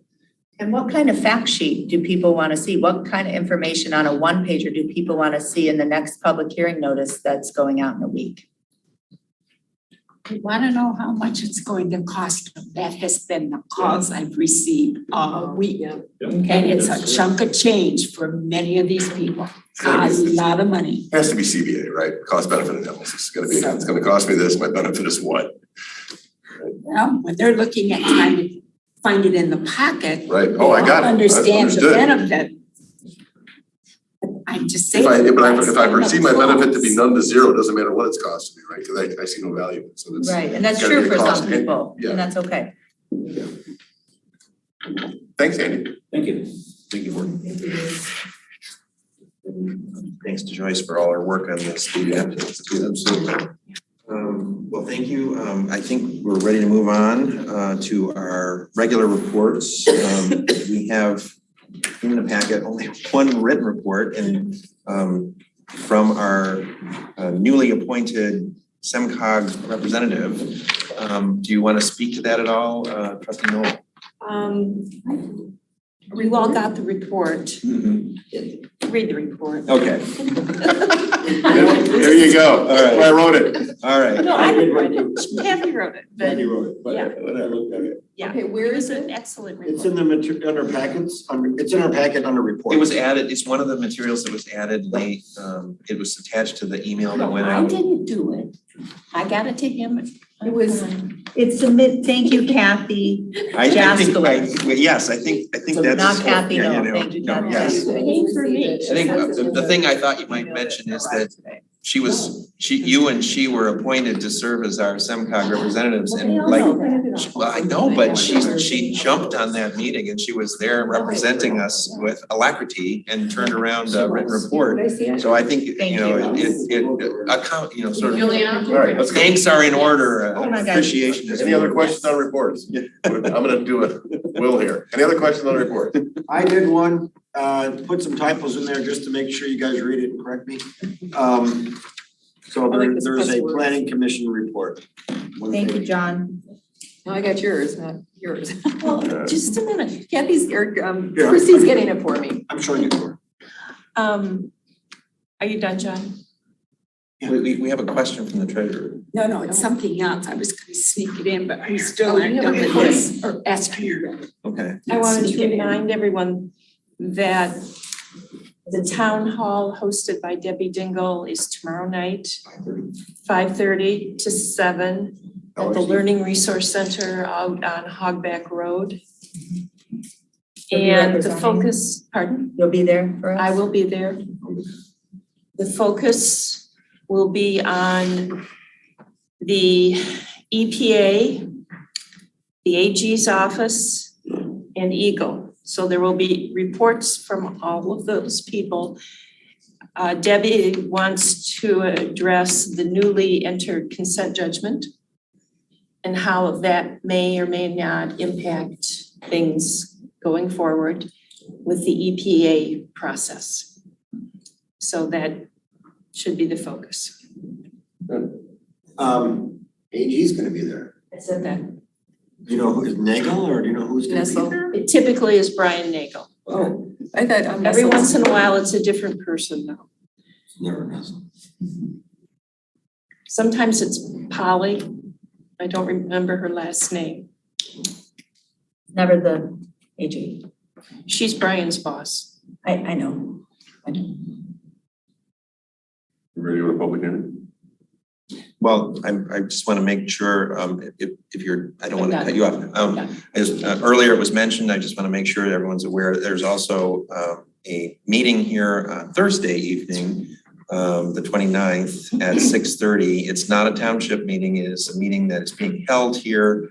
It's for the HOA for Trail Woods to discuss the issue that was mentioned during public comments earlier, the reconfiguration of the Stabler Park intersection as part of the township, or part of the road improvements that the developer is required to make as part of their agreement with the road commission. Even though it is a HOA meeting, the developer is making it open to members of the public who would like to attend. Will, I had a question. Jonathan Greenberg referenced something in his public comment earlier where he was referencing this and he said, and there could be people's, property being, property lines being redrawn or something. Do you know, have a guess what he was referring to? I'm just trying to understand that point. Well, I think if I understand what Jonathan was getting at is something that I have asked the township attorney and our engineering consultant about as well, and our planner. Because obviously if you're shifting over the road in one direction, it seems like that would create more open land on the other side. Somebody's a winner and somebody's a loser. Well, it's not that simple. It's more complicated. Because I thought, oh, well, that means the road easement, which is measured from the middle of the road, would also shift over. Right. But there's more to it than that in terms of the right of way, partly because it doesn't automatically happen like that, but also because the waterway, which has its own sort of easement right of way to it, is sort of being rerouted. So it's almost as if the waterway, the natural waterway, is switching places with the road in the proposed realignment, if you can imagine that. So it's more complicated than simply saying that there's going to be land created. Yeah, it's probably not a simple answer to. No, it's not. And kind of saw the visual of that, I think would help. But isn't it our open space on the other side? So that's the other part of it. Our planner has looked at that, and that is one of the questions that we have to face. And I think we will be after this meeting. We'll be looking at that because the impact of this realignment on the site plan for the PUD, the original PUD, is that it does impact, according to Doug, and it's just a question of whether it's a minor or a major impact. If it's a major impact, major amendment to the PUD, then it has to go through the planning process and come back to the Board of Trustees. If it's a minor amendment, it has a less process to go through. But in Doug's view, in Doug Luan's view, it does impact the site plan. So that's a question. And that's a question for us I think that's the meeting that has to occur after this meeting on Thursday. And I think for full transparency, it may or may not come to bear at all, but everybody should know that we have received requests from the Cohens, the head of the HOA, to purchase our land right across from there. So for an aviary, they're a community. Aviary or honeybee, but a private thing. So they have requested it. Certainly, we've never sold preserved land. That would be a huge discussion of the board, but I just wanted to put it out there that these parties are engaging with the township on two different issues, one on one side of the road and one on the other side of the road about a road that might be moved. So let's just bear that in mind. It was just serendipitous that. Yeah, the proposal from the Cohens was actually in board communications a couple of meetings ago. I remember it vaguely, I didn't realize it was there. Yeah, but let's wait till we see it all. I mean, right now there's a lot of stuff I here, think, right? yeah, there's a lot of moving parts, but I think that actually is. I'm not able until you know. I think that's unrelated to the What road. time is the meeting? Oh, I got it. So I'm not we'll- disagreeing that it again, needs to be out there. What time is the meeting? Oh, the on? meeting Discussion. on, yeah, if we can get back to the original announcement, the meeting on Thursday is at 6:30 here in the Township Hall. And it's aimed primarily at the residents of Trailwoods, but members of the public who are interested are also welcome to attend. But it's the developers meeting. I don't know for sure. We are charging the developer to a fair price, just so you know. With A fair fee. I don't know if members of the road commission or representatives of the road commission will be present. So that's that topic, that report. Do you want representatives from the Roads Advisory Committee present? I'm attending, I'll be attending. Well, there are more on the committee. Well, people are any interested members of the public are welcome to attend. I would hesitate to have anyone representing the We don't want it township. to look like a township. It is not a township meeting, but if members of people who are involved in the township in any way would like to attend and be there as a member of the public, that is obviously their right. So can I just say something? I would ask all of you to look at section 36-254, which is modifications to an approved PUD plan, 36-254. So a developer may request a change to an approved preliminary PUD, and they're either major or minor, and it's up to the planning commission to have, and they have the authority to determine whether it's major or minor. But in looking at what's minor, that's a change in residential floor space, minor variations in layout. Major includes changing the concept, changing the type of dwelling unit, changing the character or function of any street, per MG, and change in the land area set aside for common space or the relocation of such areas. There you go. So look at 36-254, just to. That's what Doug called the meeting. There's the rub right there. Yeah. Right. And I just want us to, gotta keep it clean. 36. Right here, I'll show. Okay, keep us moving. Yes, that's what I was trying to do. All right, so unless there are other oral reports, are there any other oral reports? Seeing none, are we ready to move on then? Goodrich Theater, I'm here. Goodrich Theater, PUD hearing. And this actually was an agenda item prepared by Doug Luan. And after he prepared it, in consultation with the developer realized that they had erred in terms of their own schedule availability and asked to have it rescheduled. And so we can do that by a vote of the board. We can postpone the public hearing. And the suggestion here is to postpone it at the request of the developer to our next regular meeting on July 11th. Sure. So if someone's ready to make that, and unless there's someone here. I moved to some, I'm. Because I kept looking at the audience, so I was so confused by this Goodrich Theater. No. There would be people here if we were actually holding the hearing, but they must have read it. They must have read Not it. the audience, the resident. And Will. Oh, there's two, residents. I totally support this to July 11th. Just want to note two things. If we're gonna have a public hearing on this, July 11th, I ask that we do two things. One, at the top of the public hearing, Will, please clearly state what opportunity residents have to object and what their objection means. That's something I thought we could improve upon from our last fire public hearing. It's just sort of the instruction we give residents at the top. And then secondly, I want to have information about this.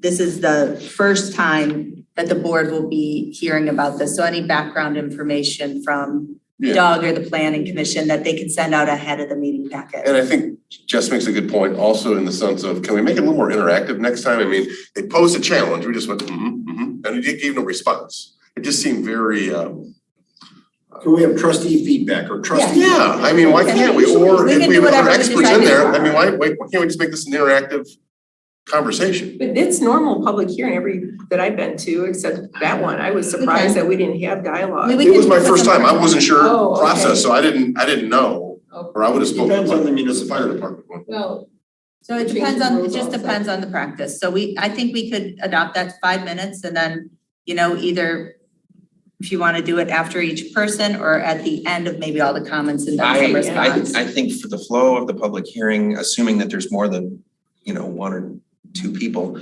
who want to speak, part of the calculation with our public hearing at our last meeting was whether to engage in what could have, I think, turned into a dialogue, especially if it had been in response to each speaker, that might have deterred some people from staying and speaking. I wanted to make sure that we got through all of the people who were here to speak to us, but also I was a little concerned about it devolving into kind of an argument, because some people were raising concerns that I was worried that people might sort of try to, explain things to them, and it just seemed like the chemistry was not right for that. But we could have dialogue. So let's have some dialogue. We certainly can do it with the Goodrich Theater PUD without worrying about, I think, It'd things be a good going test, off. be a good everywhere first else. try run. Yeah, let's, all right, I hear you on both the instructions and on the opportunity for response. So we need someone to make the model motion. Move to postpone until our July 11th meeting, assuming that the developer that works for their schedule. We already confirmed that. Okay, so it's already known. I second it. The model motion, okay, is this, Riser? Yep. Okay, so we have a motion by Riser, support by Carrie. All those in favor say aye. Aye. Those opposed? All right, the motion carries. That brings us to unfinished business. The first is the RFP for Finance Director Services. And again, this was prepared by our Township Manager, Joyce Parker, who is not with us to present it. Clerk Flintoff, would you like to speak to the RFP?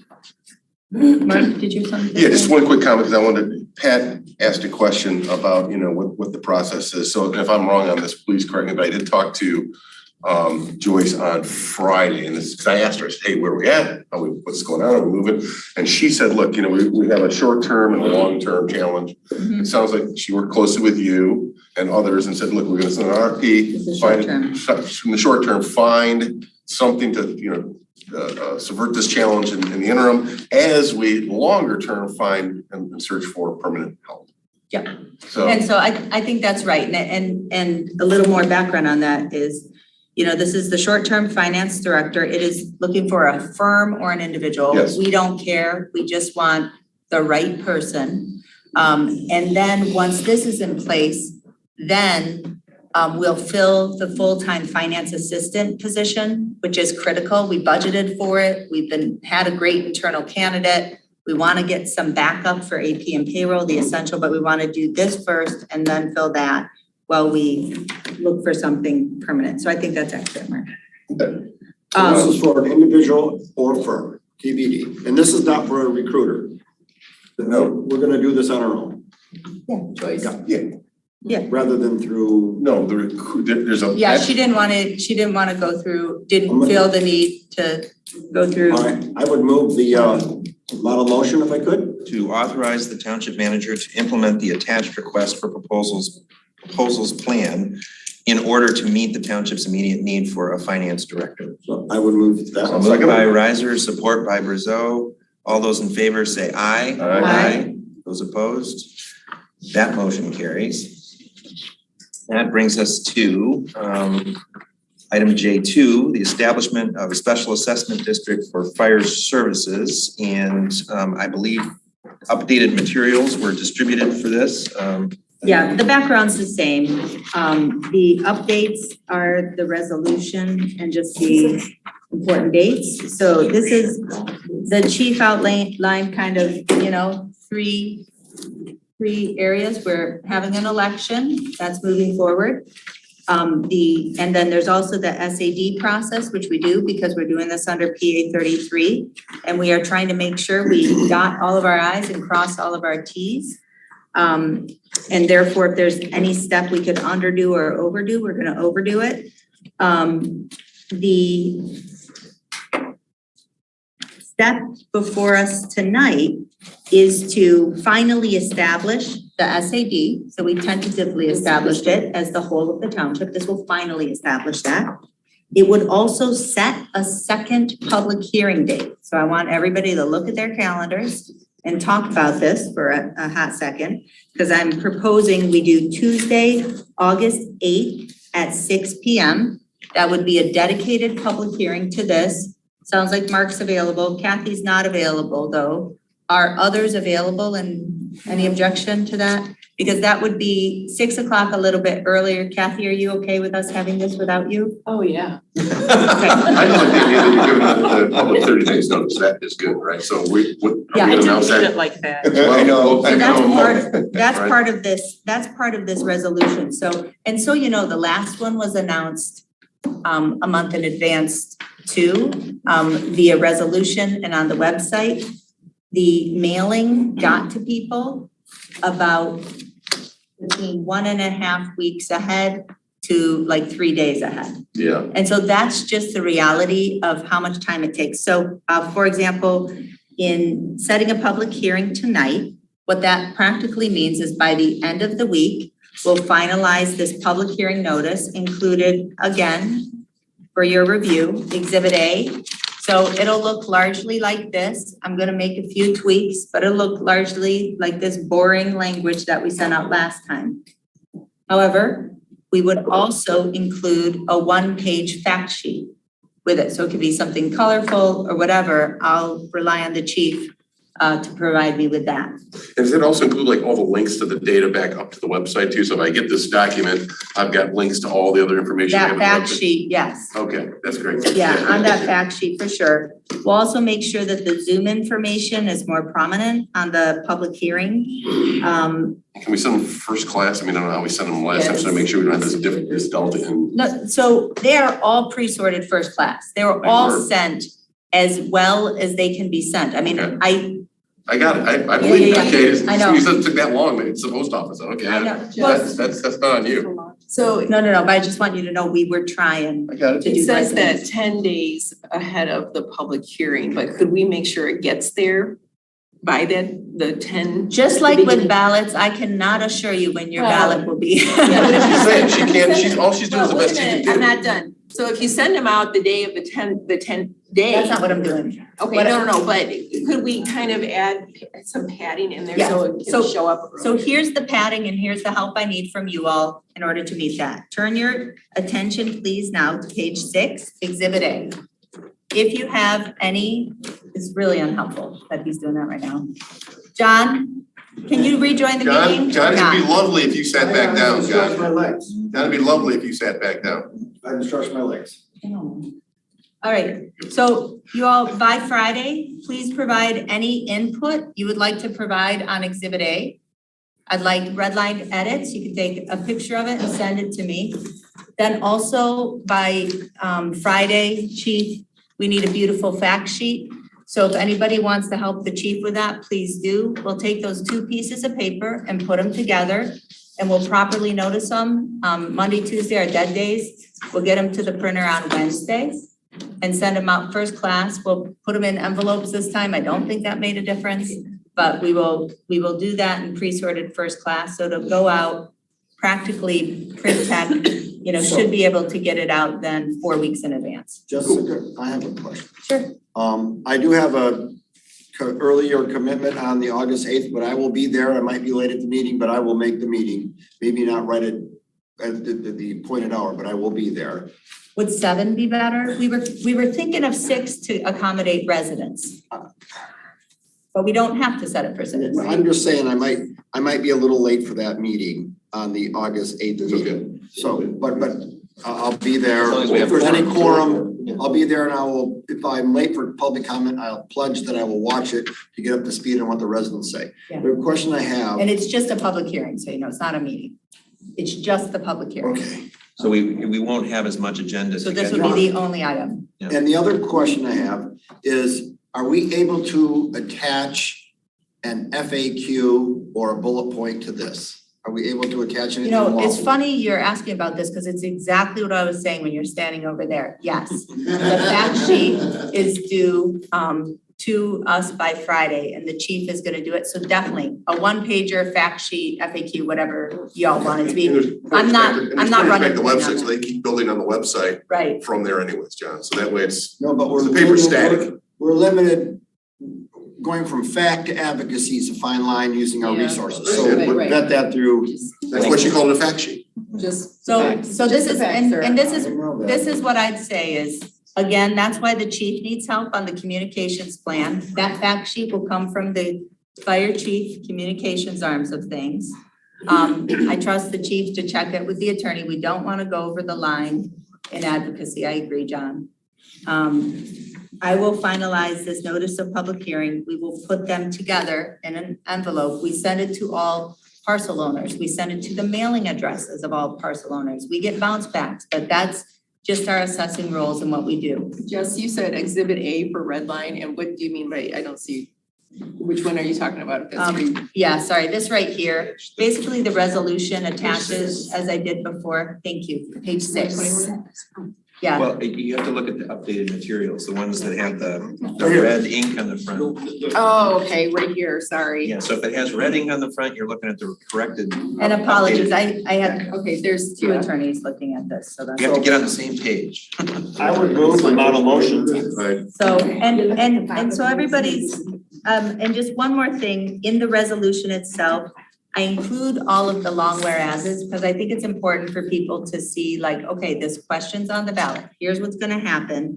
The funky thing, Will, is that on number 3 and number 6. Number 6 resolved, but this is the way that the attorney has explained we do it. I just don't want anybody to get a call from a resident, look back at this and say, what?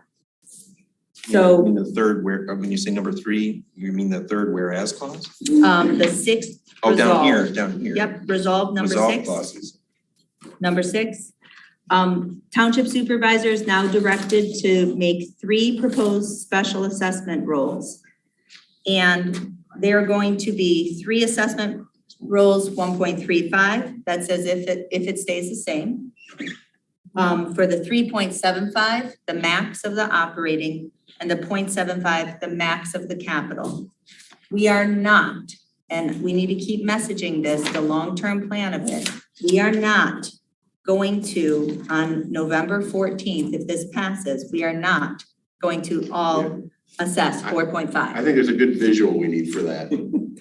Or all of them combined. I would do it, I would do it on a fact sheet, again, I go back to this whole concept of an infographic, I think would be the appropriate way to do that, rather maybe an FAQ, the infographic concept. Yeah. And I can help you, if you guys want some help on that, I can help. Thank you, Mark. Is that what you're waiting for? I felt like, did I just walk into that? All right, and with that, I'm doing that, if we all agree, let's get this approved right now. Okay, model motion by Brazo. Yes. Support. To adopt the proposed resolution establishing the fire SAB, setting a public hearing of August 8th, 2023 at 6 p.m. and authorizing the clerk to expend necessary funds for proper public noticing. So moved by Brazo and second by Knoll. The only other thing I'll say on page 4, Yep. number 3, I think you need to do it. There's a slight typo, Jillian and I. Oh, I apologize. Thank you for raising that. There's a slight typo. No big deal. Yep, in number 3. Yeah, thank you, John. Number 3 of the resolution clause? Yes, she's found it. Oh, Yep. oh, I see. Yeah, that's what we're Yes. supposed to do is go through. I see it now. All right, so I think we probably should have a roll call vote on this. Carrie? Yes. Noel? Yes. Riser? Yes. Hathaway? Yes. Palmer? Yes. Flintoff? Yes. Brazo? Yes. Resolution adopted. Knoll. We did Brazo and Knoll. the other side. It was quick. It is, I believe, because we have no new business, it's time. Oh, you had a question. Yes. I'm sorry. There is an item of new business. I'd like to get approval from the board because I think we need that to close July 3rd. There's hardly any staff that's gonna be in the Oh, building. yeah, I thought you were. What day is Sunday? Monday. It's Monday, it's not Tuesday- officially Tuesday's the fourth. I have a question. Oh, Tuesday. About the Monday. The Monday. before. The Yeah. bills will not be in the hands of the citizens yet. They'll be going out there. Everybody knows closed. You have to sell me on this at all. Everybody. I Well, know but I, this is we closed. need, Sure. you know. Would you like to I make have a a, motion? wait, I have one question. Donna, I support it and something occurred to me Oh, today. yeah, so- A question I have for the chief. Chief, Yes. I don't want us to inadvertently spur a grievance over this with the union. Can you try that thought on for size for me? Because if we close and Donna, we would presumably, you know, people would just have. Pay them, are we? They're, I'm just kidding. No, I know, but that's the point. We would But let presumably. me answer, let me address that comment. Thank you, Donna. The, when it was brought up by the staff, they said they'd take PPO. Okay, Is there a precedent? So I'll the- defer to the group. we have a precedent of closing the township hall. I think it's in the last 2 years, help me out here, chief. There's a precedent of closing the township hall and the non-unionized staff, Donna, you may remember this, got the day and there was a grievance.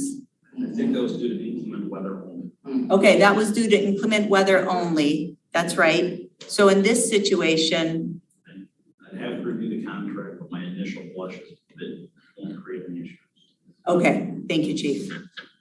I'm good going with his initial blush, Donna. Okay, Would you like to make a motion? Final motion? yes, I would like to move that we close July 3rd, close the offices for the staff. It'll make it a long weekend, actually for a lot of people, but. I second that. So moved by Palmer, support by Brazeau. All those in favor say aye. Aye. Those opposed? There's nothing about the compensation that they be compensated at their regular rate without taking PPO. I mean, I was. PTO. I know, I was like, I what get is all that? of them. So what is I don't know. so they'd close the offices and we would compensate staff how? When normal closings, you know. Such as a holiday. They're paid, but Christie said we would do it with PTO. PTO. Well, could do it. if, you know, I'm not opposed to not having to take PTO. Yeah, I kind of thought that's what we were getting to do it. Like the nub is like. Oh, that's exactly why it needs a board motion, I agree. because this is about money. On the fourth, I agree. do Oh, they then we receive need to- PTO? we need Or is that holiday? Roll call. That's how. We need a Okay. roll call vote. I would like, first of all, I'd like to make a motion to rescind our motion we just made. And do it again. Okay. Fine. Yeah. Let's do a do-over. Well, I don't know that we actually completed the vote. Yeah, John never, finally, John never. I think Okay, we thank can you. amend the motion. Okay, thank you. So Donna, a motion to close Township Hall on Monday, Yes. July 3rd. And To compensate staff at their regular rate, question mark? to compensate staff through holiday pay. Are we adding a holiday day? PTO? So we No, it's a would- holiday day. It's holiday pay.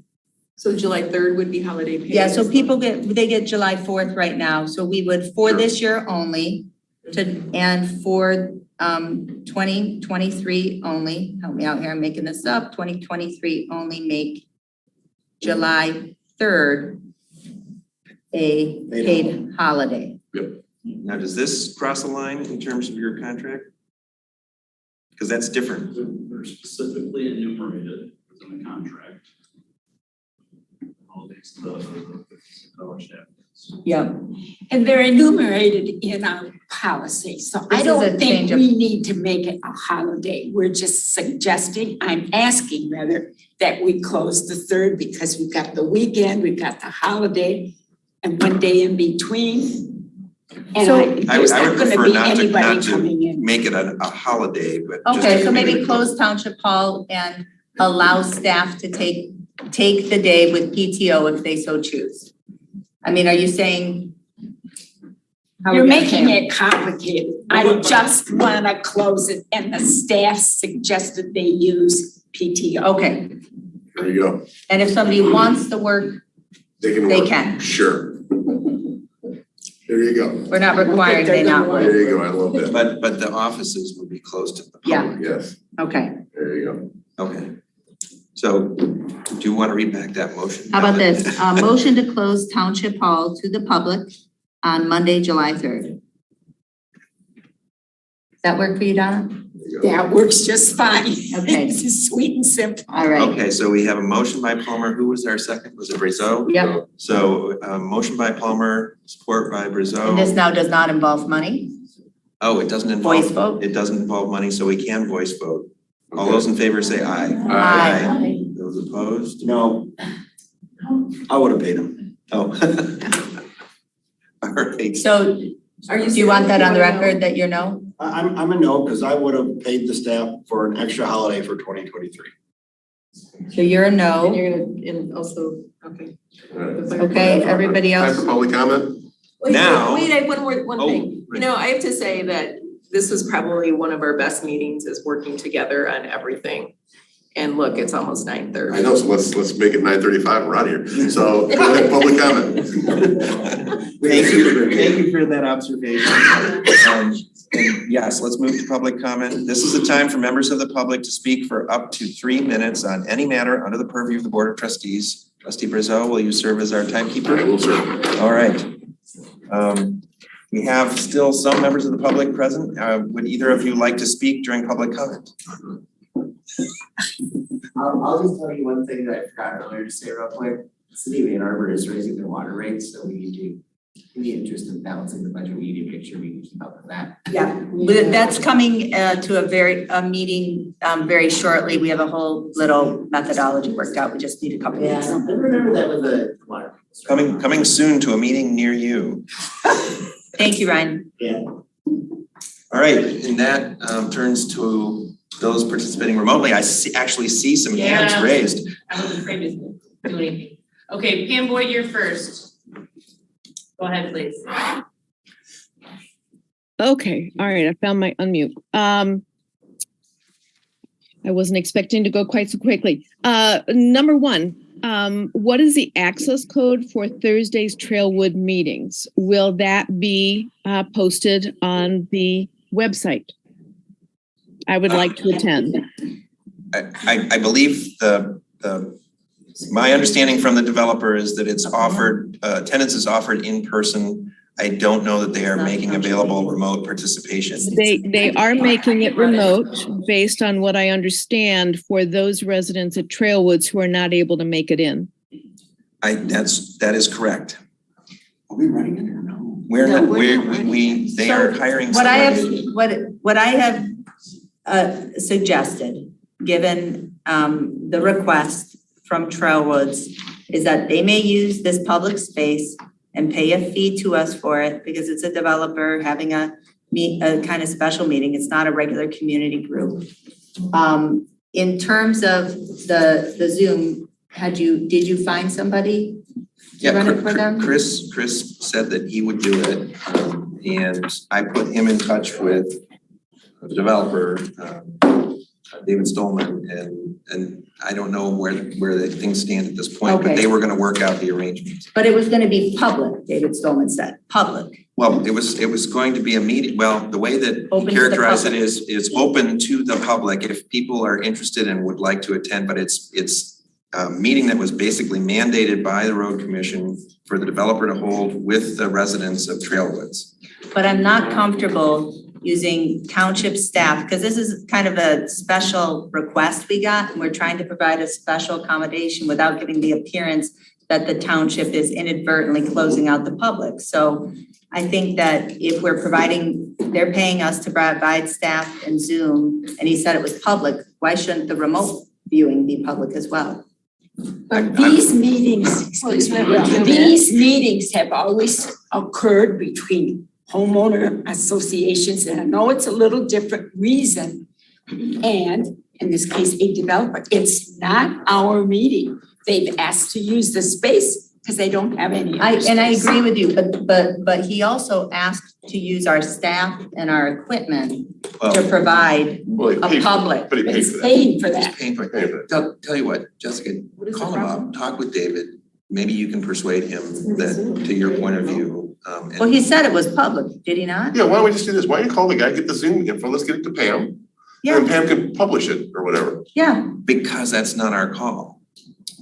Okay, why don't we have Pam, It's okay, his why don't we let meeting. Pam call him directly and we'll stay out of it. Yeah, agreed. Why can't Pam call him? She's a resident. Pam could call him too. It's David Stolman. Yeah, all right, so Pam, we'll get you David Stolman's email, but you gotta work it out between you and David. Perfect. All right, I'll continue. Yes, please proceed with your comment. Thank you. My condolences to the Parker family. Sad news indeed. I want to thank you, Trustee Knoll, for your continued efforts with the Gelman and related meetings. I know it takes a ton of time and your efforts are very, very much appreciated. Thank you, Trustee Carey. Wow. You are bringing well-prepared questions tonight across various topics, and I appreciate what you have brought tonight. Sorry, I renumbered my points here. Thank you to Trustees Reiser and Brazeau for J1 and Brazeau and Knoll for J2. And kudos last night to the LASA board for their very informative presentation with Woodhill and the excellent decision to hire Woodhill for their issues. It will be exciting for those Loch Alpine residents going forward. And finally, I want to thank Chief Hood and the Fire Services Guidance Committee and Clerk Flintoff for all that you've been helping with that. I'm really positive about this SAD. Thank you very much and have a good evening. Thank you, Pam. Rob Pattinson, please go ahead.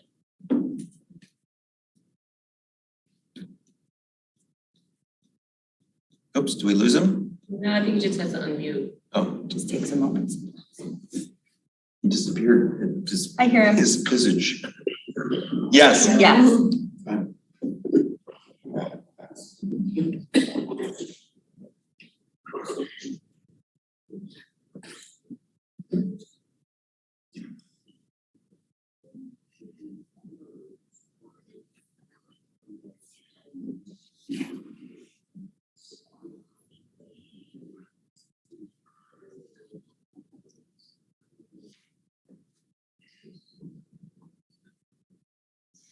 Anybody else that wants to speak at public comment, please raise your hand.